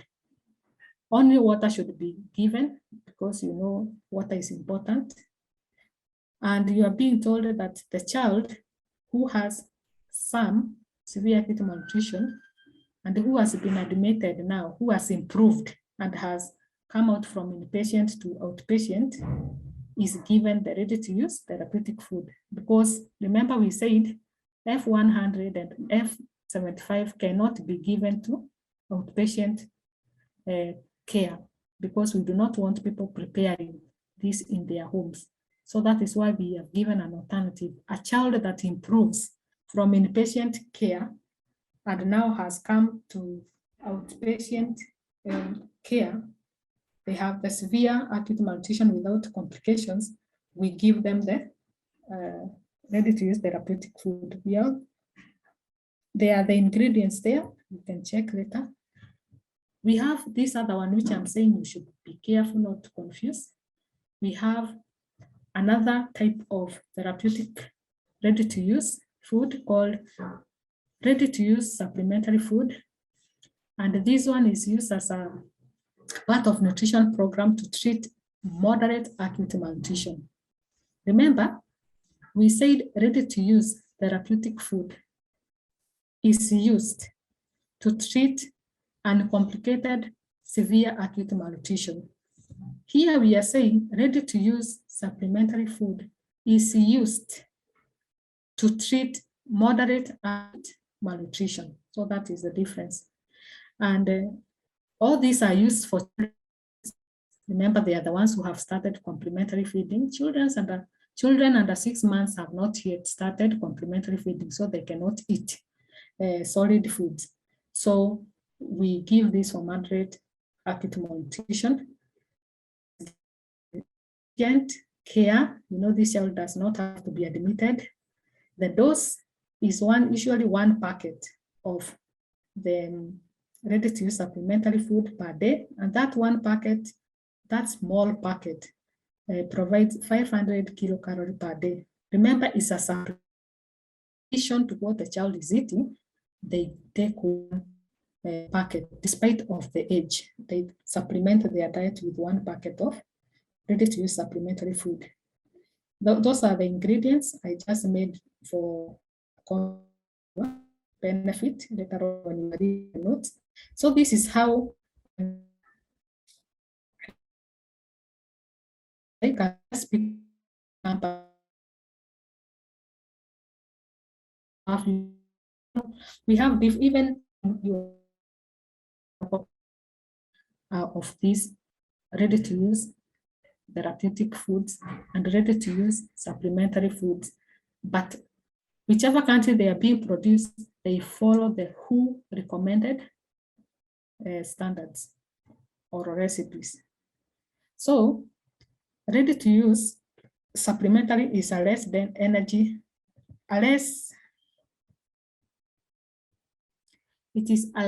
energy dense product compared to using where they to increase. Just a comment there. Now, I've not mentioned about this. I will tell you what is this very soon. We also have other therapeutic foods. We have the lipid-based nutrient supplements, and we have the fortified blended flour. So these ones are also used for supplementation. We are not going to dwell so much on them. This is an example of a lipid-based nutrient supplement, and the fortified blended flours, they are the ones that we give in to supplement the foods of even the entire family, special flours for whatever type of malnutrition that we want to treat. There are those ones for young children, there are those ones for lactating and pregnant mothers, for the HIV. Those ones are, we are also calling them therapeutic foods, but they need preparation. Now, we are going to the final part. How do we manage patients of SAM in patient management?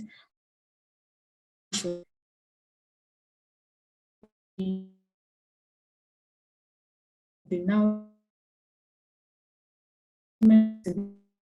in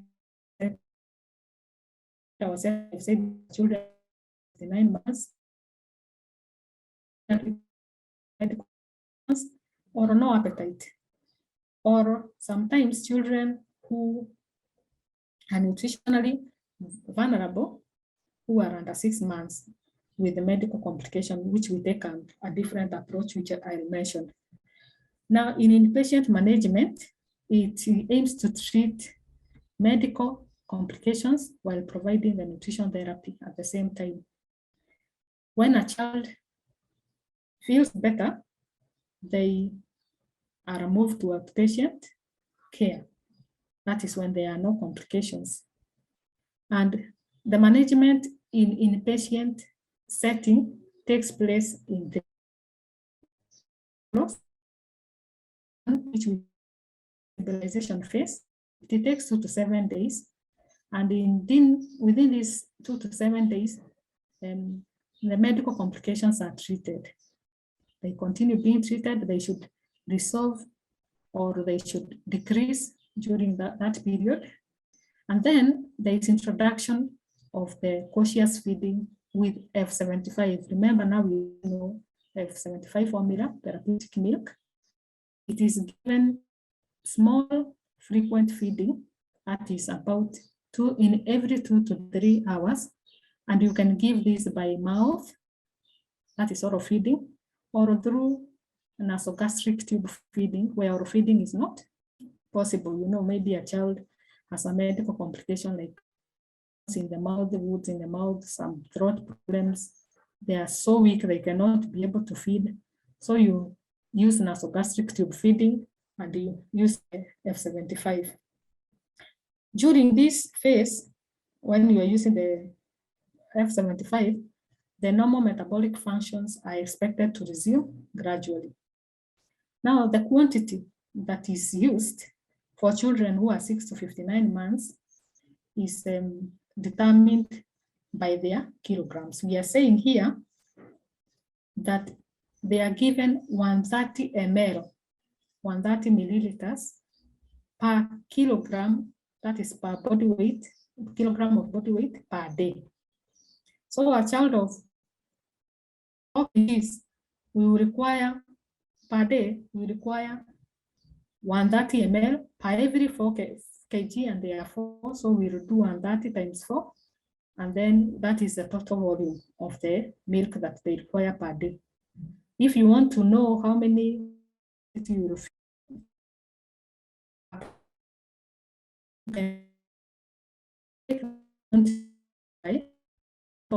want to feed. Now, the of feeding, feed 8 times in a 24-hour period. That is, remember, they are inpatient, so they are there day and night. So you spread those 8 times in the day and night, and then you feed them literally continuously. Where it is not possible to feed at night, you could feed the day and late early mornings and late evenings, around 5 to 6 meals. And as you do all that, the clinical monitoring of the progress continues. Then after that phase, you go to transition phase. That is now if the child is able to regain the normal metabolic functions, the medical complications have become less complicated, and they have been able to resolve some of the problems they have. The edema has gone a little bit down. Then now you make them go to the second phase of the inpatient treatment, where we are saying it's called transition phase. And in this transition, it takes place to 2 to 3 days. And here you aim to increase the amount of the calorie intake, 25 to F100 or ready-to-use therapeutic food.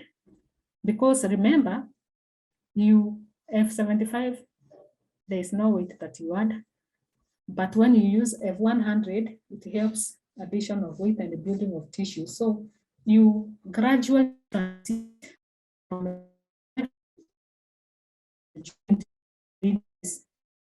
in this phase, begin slowly. You don't gain in this phase, the patient is transiting, so you don't expect a lot of weight gain. You expect around 6 grams per kilogram of body weight gain, just small weight gain there. At the end of the transition phase, this child will be able to finish the same quantity of F100 as the quantity of the 7 F phase 1. So the only thing you are doing here is actually replacing F75 with F100. The quantity remains the same. Now, what will change is because F100 is more dense in both energy, it provides 100 kilocalories per 100 ml, and it also has more protein. Automatically, if they are feeding the same amount they were feeding of 75, they will have more energy and protein and other nutrients that comes with the F100. Now, the transition phase prepares the patient for phase 2 treatment or to the transfer for inpatient,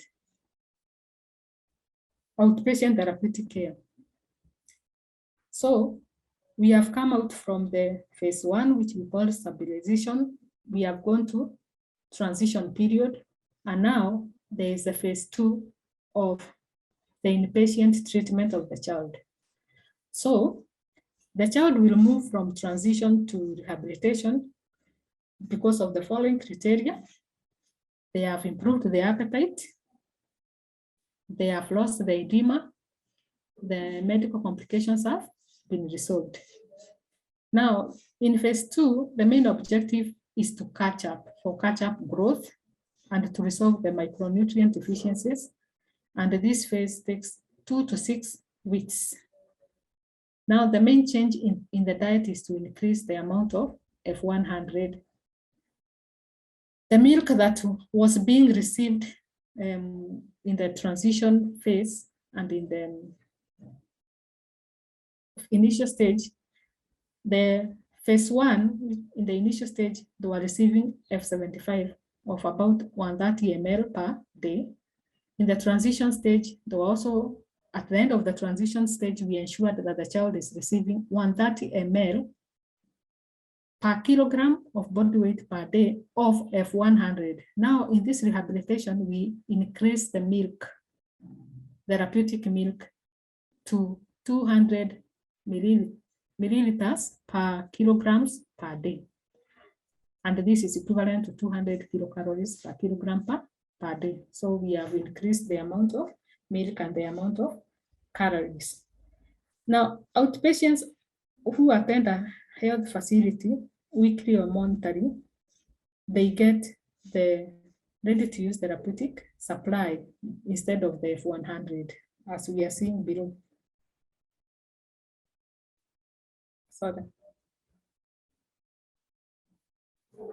Now, in phase 2, you could continue, depending on the improvement, you could continue it in inpatient or outpatient. If you continue inpatient, you will continue using the F100, and you could also use the ready-to-use therapeutic food. If in phase 2, the child chooses to go, or the management of the inpatient chooses to release the child to outpatient, they will stop using the F100 and use the ready-to-use therapeutic milk. Because remember, now they have turned to severe acute malnutrition without complications. So there is a table, the tables are provided in the settings where you're working of the amount of the ready-to-use therapeutic foods that you give to the children with uncomplicated severe acute malnutrition based on their weight and based on their per day and per week. So for example, I just pick one here, a child who is between 5 kgs and 6.9 will require around 18 packets per week. And these packets are usually 92 grams for each packet, and each packet gives around 500 kilocalories. So they will take 18 of them per day. They're expected to consume 2.5. So these tables are always available in the settings that we work.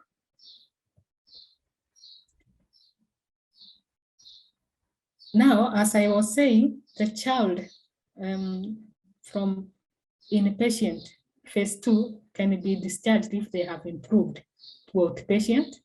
And the way we discharge them is we check, we review their, because there is continuous monitoring, we check to see their MUAC. If their MUAC now has improved to more than 11.5 centimeters, if the child is between 6 and 5, and they have no edema for the last 10 days, and if their Z score now is above, before it was less than -3, but now it should be at least less than -2, then we know that this child has improved, and it means that they have no complications. Now we can move them from inpatient to outpatient. Now this is just a picture, a realistic picture. This is the same child to show you what rehabilitation of the nutrition status of children with severe acute malnutrition can look after the treatment. This child was admitted looking like this, and in 5 weeks after undergoing the phase 1 of inpatient treatment and the phase 2, the child is looking like this. Now you can see that it is quite a progress if you adhere to the IMAM protocol, the guidelines. Now, we will conclude by talking about management of moderate malnutrition. Remember, we have said severe acute malnutrition is managed in 3 phases, and in inpatient, to begin with in inpatient, and then later on outpatient. So in the severe acute malnutrition, we said the phases are 3. That is the stabilization phase 1, the transition phase, and we have the rehabilitation phase 2.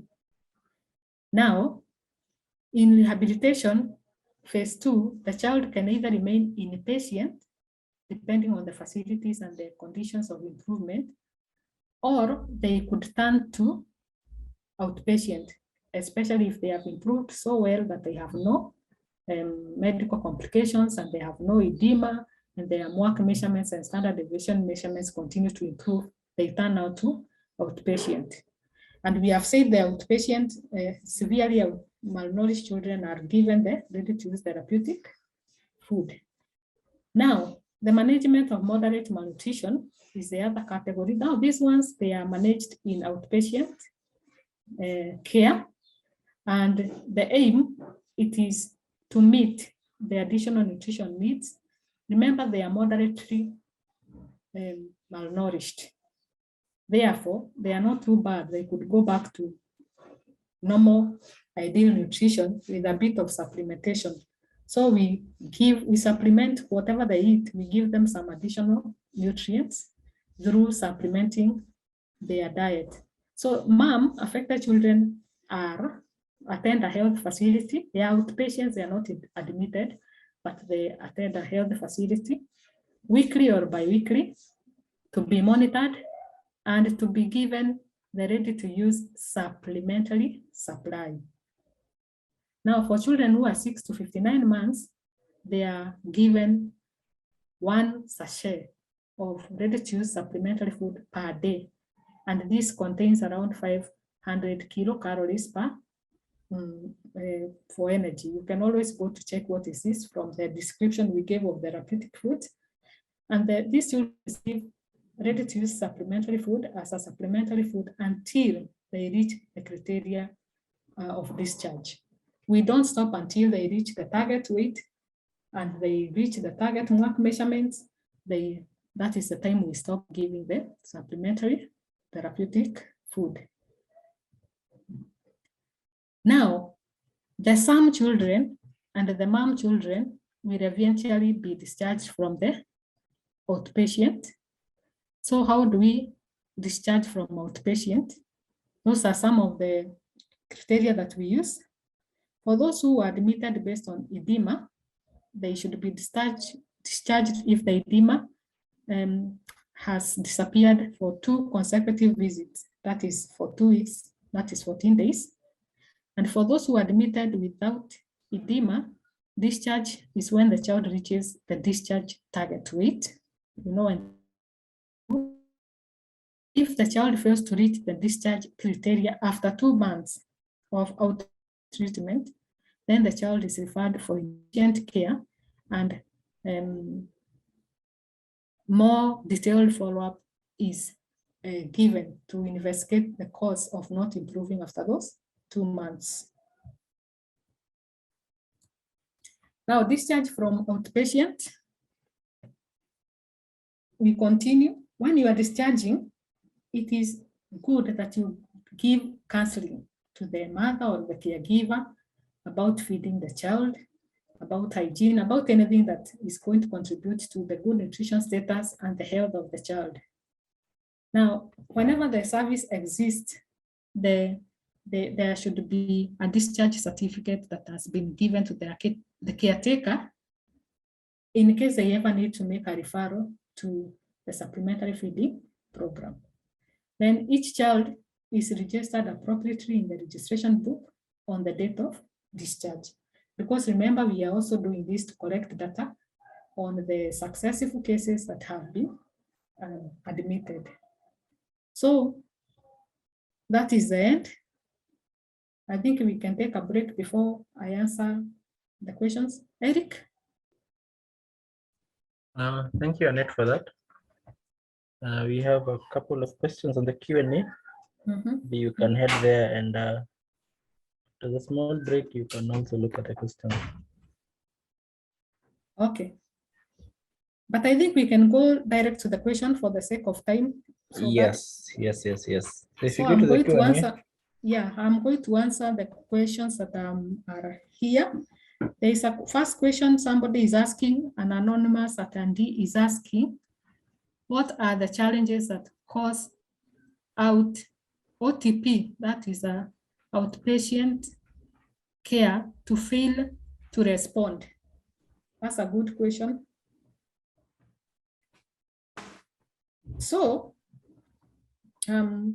we are going to answer the question of why a patient admitted to outpatient care may fail to do well. Now, I have a few suggestions, and others, there could be more. Now, when somebody is admitted to OTP or outpatient care, what happens is that they collect rations. They collect the ready-to-use therapeutic food for the whole week or for 2 weeks. And they are supposed to use these foods accordingly at home. Now, remember, they are under the supervision of the caretaker or the mother of this child. So sometimes this food, the ready-to-use therapeutic food, is shared among other family members. So the child, you find that is not consuming adequately. Okay, so if they don't consume the recommended amount, they will not thrive, they will fail. They will not gain weight, they will not resolve the problem of acute malnutrition. The other reason could be an underlying medical condition. Remember, these children were admitted to outpatient care, and one criteria that was being used is presence or absence of medical complications. Maybe there could be a medical complication that was not caught during the assessment, during the diagnosis, that is causing to non-thriving of the child, despite the fact that they are using the therapeutic food that is supposed to be there. There could be so many. Then would also contribute to, some not thriving because others don't follow up the treatment as it should be. They come this week, next week they don't come. There is also some routine medical and supplementation that goes on. Some children don't adhere to that. So it could be a variety of reasons, but what I want to see, if there is failure in achieving the required target during outpatient, this outpatient, we have said here in our point, if the child fails to reach the discharge criteria after 2 months, the child should be referred to. That is our last point in this slide. The child should be referred to for inpatient care and undertake more detailed follow-up to investigate the cause. So I hope I have been helpful by just giving a few reasons why the child might not. I'm saying they have not followed the inadequate food or some underlying medical conditions that could not have been captured. So I'll move to the second question. Is that clear? So yeah, it is clear. It is clear. The other question from Felix Mudumbi wanted to know, how are bilateral edemas measured? How do we measure bilateral edema? I think we could refer Felix to our slide, so to somewhere here. And we said we apply pressure, damp pressure. This is how we measure, sorry. Checking for bilateral edema, that is how we measure bilateral edema. So we are apply pressure on the feet of the child for around 3 seconds, and then we take away the thumb.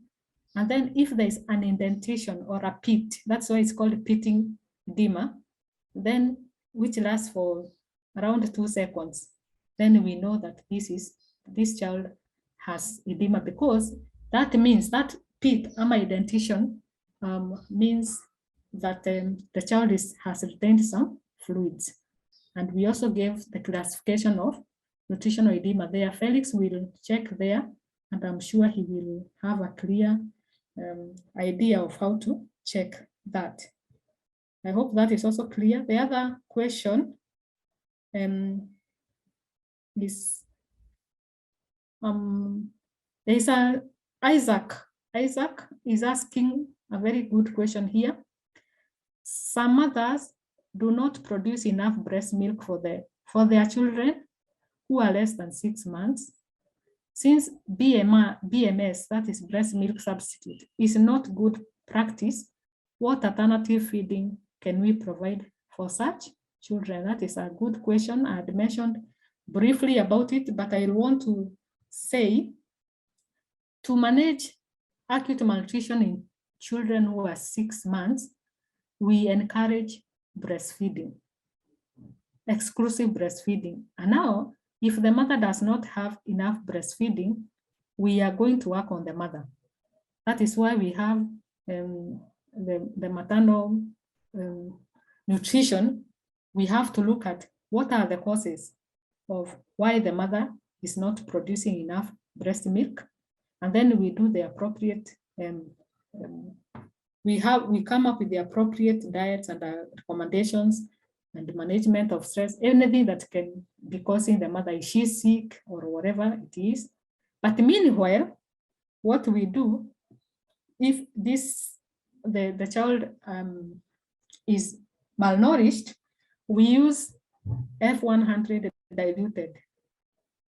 There's some formula of diluting F100, and then we use something called supplemental suckling.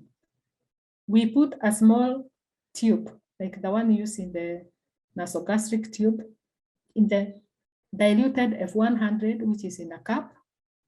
And then we put this small tube next to the nipple of the mother. And then now we make the child suckle the nipple together with the small tube of F100. The reason why we do that, remember, one of the way that we stimulate the mother to produce breast milk is by suckling. So the baby might not be interested in suckling if there is no breast milk in the mother. So that is why we do this supplemental suckling technique. You could check it later. Maybe you can find a picture on the net on supplemental suckling technique. So we will do this for a little while, for a few days or 1 week or less. And then because of the stimulation of now and then the baby is keeping on suckling the breast despite the milk, the mother, with the appropriate diet, and if she has any underlying medical condition, it has been treated, the mother will start producing enough breast milk. And then we are going now to reintroduce exclusive breastfeeding. And we said breast milk is enough for these children who are below 6 months. It is enough. It provides all the calories, all the immune components, all the protein that needs to keep them even from getting malnutrition or even from recovering from the malnutrition. So the point to note there is that we might use F100 diluted in the supplemental technique for a short time until the mother regains breastfeeding capability, as well as we address the mother's problem. So I think that is answered for Isaac. And then there is also another question, how the child the person accompanied of the mother of the accompanied. It's also important. Now, some problem, they have a lot of problems.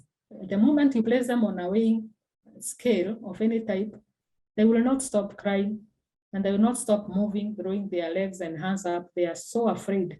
So it becomes very difficult to take a measurement of weight that is accurate. So what we do, where we use the third weight. Third weight is a mother and the child.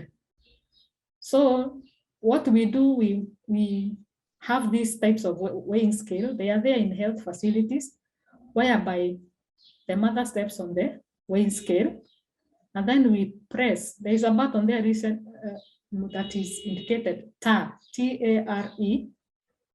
When you press that, the weighing scale goes to 0. Then now you press this crying or this child with a lot of on the mother's arm. Of course, this child will be minimally dressed. Remember, when you tire, the weighing scale shows that is 0. So when you place this child, the weight that will record there will be from 0. It will be only from the child. So we call that tiring. We have such weighing scale. Alternatively, if we don't have that, we can measure the mother, record her weight there. Remember, when we are measuring the mother, she also has to be in very light clothes or in a hospital gown. And then we are going to place the baby on with her, weigh her, and then do the math. Do the weight of the mother plus the baby minus the weight of the mother alone. Then we get the weight of the baby. So that's how we could weigh a child who has to be weighed with a guardian. Okay, do we have any other questions? Those are the questions that I'm seeing in question and answer session.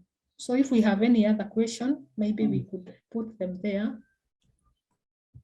Thank you, Annette, for answering those questions. And because of time, I think we can start with these questions in our next session, because I see most questions are for the second part or for the last part of your presentation. Maybe we could start with them during our next session, just to save on time. Okay. Yeah. And I think at this juncture, maybe you can get just 2 participants who can ask their questions for you to answer.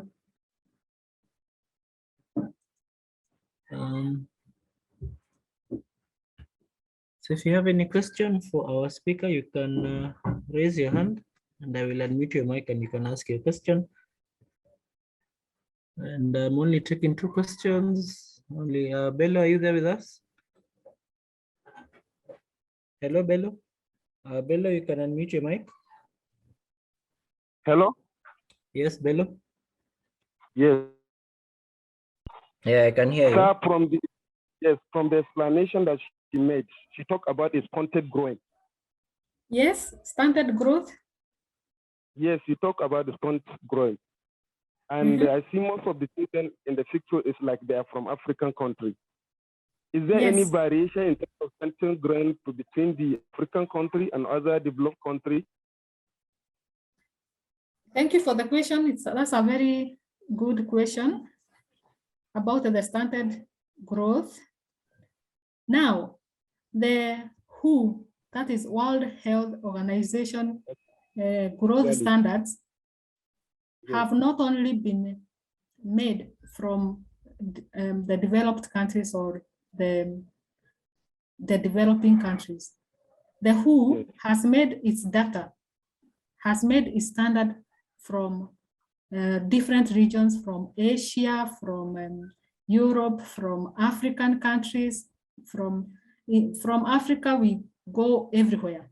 So the reason why we use the WHO standards is because they have incorporated them a lot of countries. So those are the ones that are widely used. However, there are some local standards that can be used, especially in some areas where we know because of genetical reasons, because of genes, that the average height of a man, the tallest man in a certain village is around, or in a certain location or region of the country is around maybe 5-5. We cannot expect the stunted growth to be based on the WHO, because it's an average. What they use is an average of various regions of the world. So sometimes, depending on the area you are working on, the project you are working, they may provide local standards that are used only for those regions. But for the sake of our learning and our demonstration, I chose to use these standards here in case just to, this is the ones that he's asking about. This is the ones that he has. I chose to use this for the sake of our illustrations.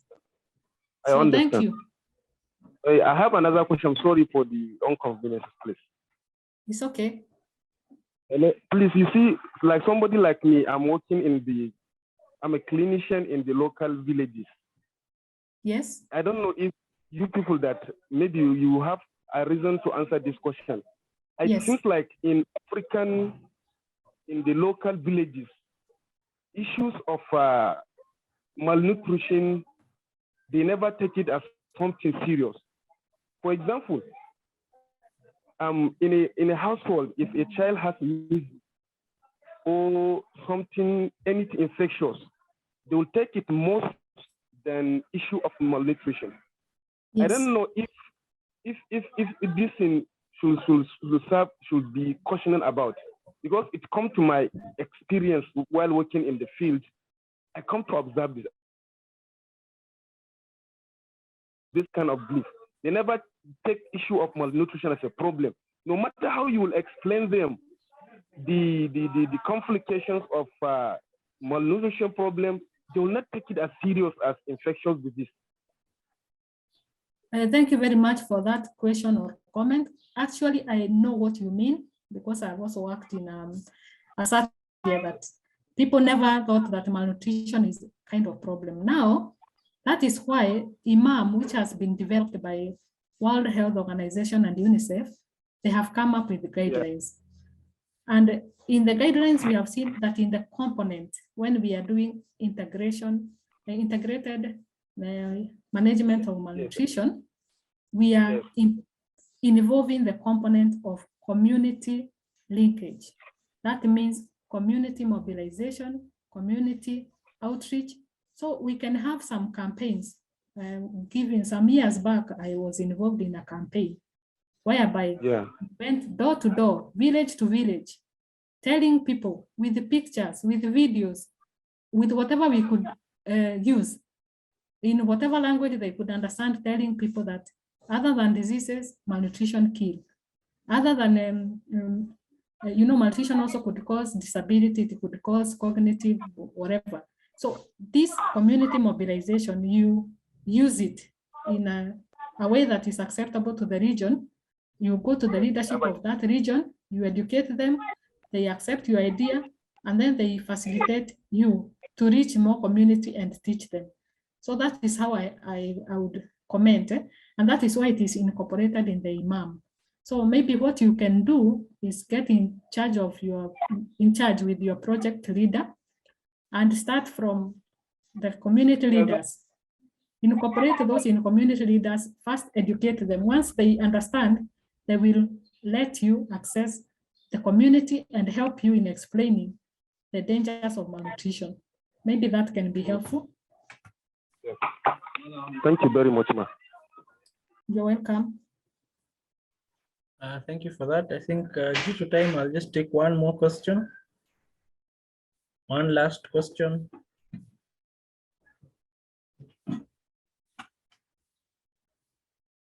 Can be a question or a comment. Clearly. Yes.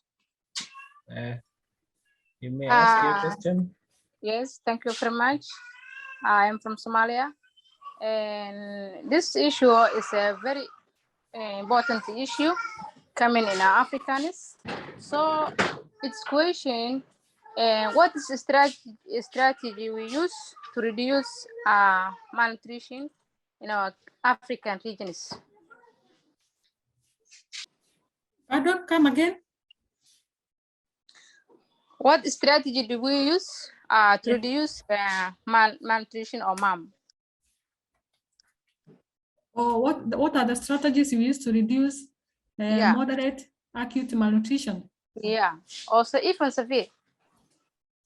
Okay, the strategy that we use to reduce the prevalence of moderate acute malnutrition, do you want to know in the children or in the overall community? Yeah, I will just give a general answer. We have seen we do it by giving supplementary foods. For children who are 6 to 59 months, we give some ready-to-use supplementary food, which looks like the ready-to-use therapeutic food. Those packets, we give them and they can use them to supplement their diet by using a packet per day. We also give, when you look at the types of supplementary foods, I mean therapeutic foods that we have, we also have some flours, blended fortified flours that are made for specific target groups. They are flours that we give to the most vulnerable groups, that is for the children. They are flours that are given for the pregnant and lactating mothers to increase breast milk.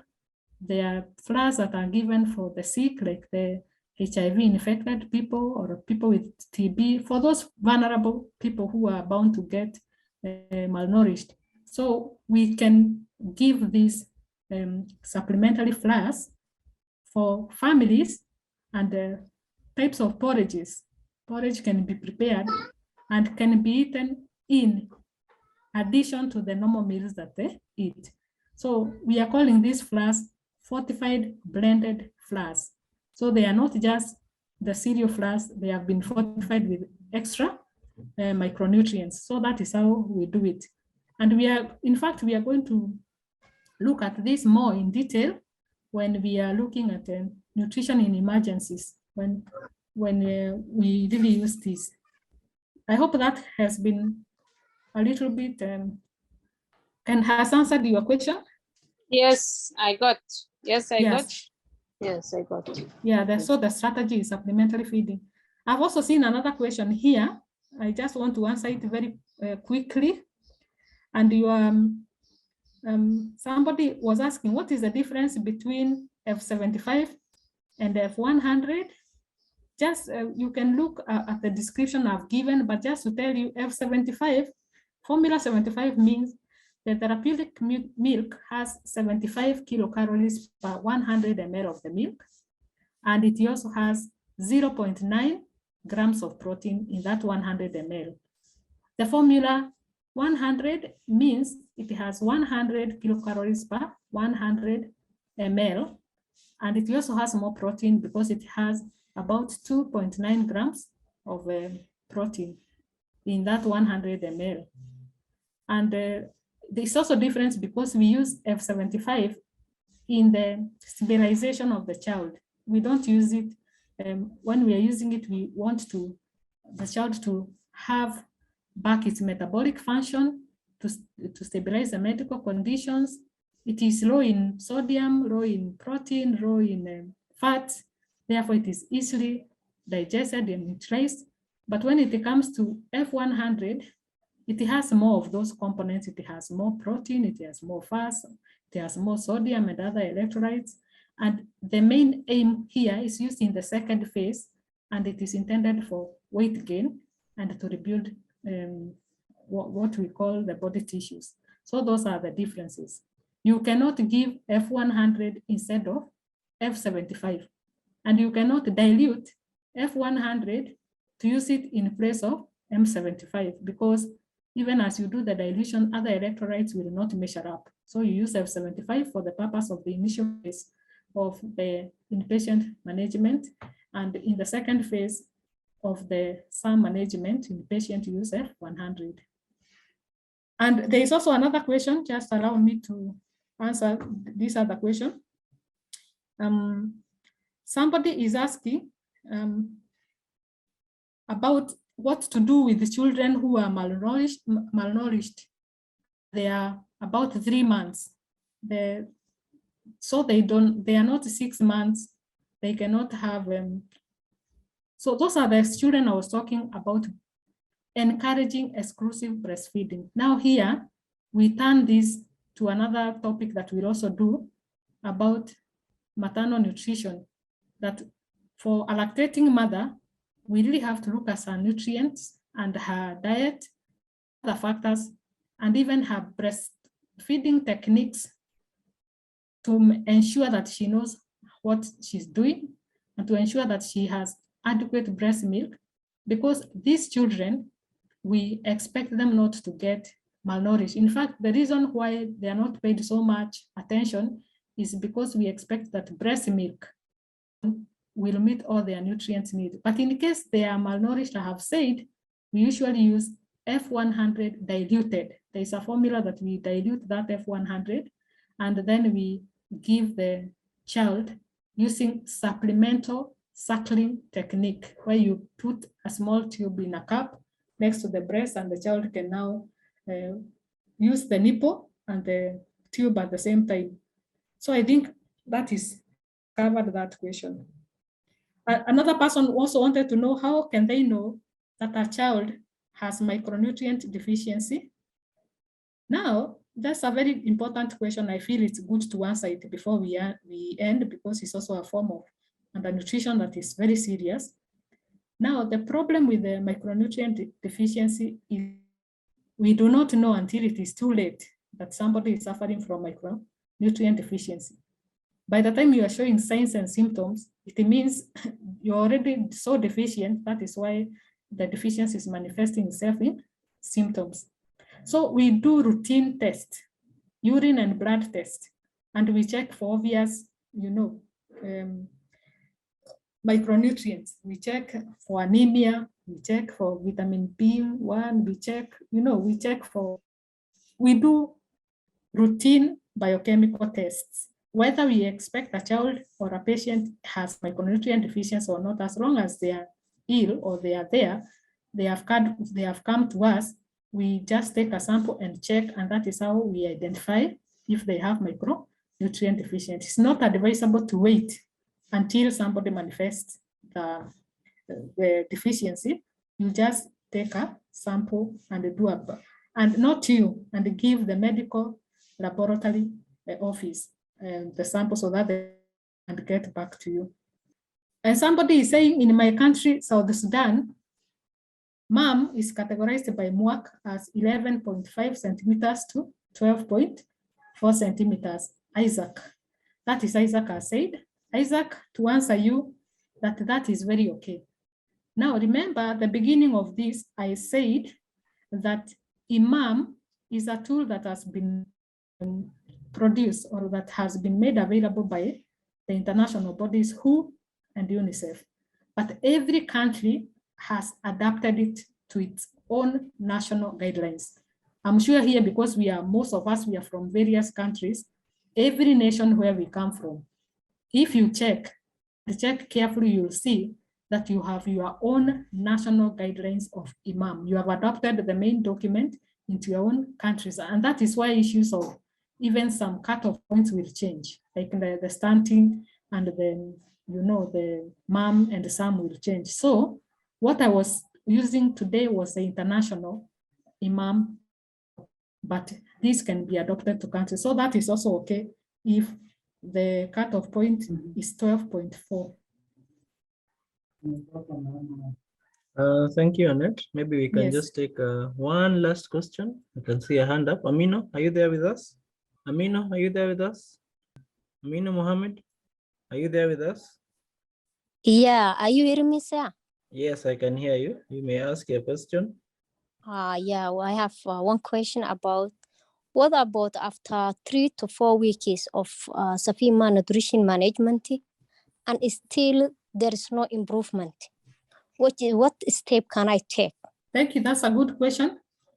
If you have had a longer period of supplementary feeding, you have given supplementary food, and you want the child or the patient to improve from their condition of moderate acute malnutrition, and they have not improved, then you refer them. Remember, now you are the community worker, whatever your position is, and you refer them now to inpatient.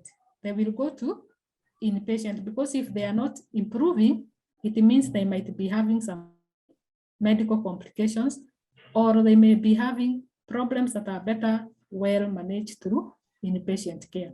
So you refer them to inpatient care. Oh, okay, thank you. Well understand. Welcome. Thank you for that. And at this time, I'd like to invite Anthony, our academic registrar, to come and close the meeting for us. Okay, thank you, Eric, and also to our presenter for the day, that is Annette. Thank you for the wonderful session. It has been a long session, and this is not the end of it. We have taken note of your questions, and in the coming session, we will try to pick it up from where we have left today. I think today's topic was a very interesting one. There is a lot that we can learn and get to train on, and that is our role, making sure that in the upcoming session, we get to extend on the same. I know the time is far much gone, but we can also see most of the inquiries here and there. We've tried to respond to them. If not, feel free to reach out to us, drop us an email. That is at info@humanitarianglobal.com. You can also reach out to us on WhatsApp, and we've given our contacts severally there on the chat section. So without much ado, I'd like to extend our gratitude for joining our session today. We're going to be sharing the recorded version and also the slides within the course of tomorrow. So not today, so tomorrow. So just be patient within the course of tomorrow. You're going to get all the materials sent to your email. So thank you so much, and let's continue practicing. And also we have an upcoming session, and also follow on our page and also on our the website to make sure that for the upcoming sessions you don't miss out. So very interesting. We have a session on food security and nutrition. This is also a session that you can also get to attend. That is where we're going to tackle the aspects of community mobilization strategies and so on. So we have an upcoming session, and I will also be sharing the same details with you within the course of this week, so that you can make a point to attend the same session. So thank you so much, and have a great afternoon. So let's continue communicating. In case of any inquiry, feel free to reach out to us. So thank you.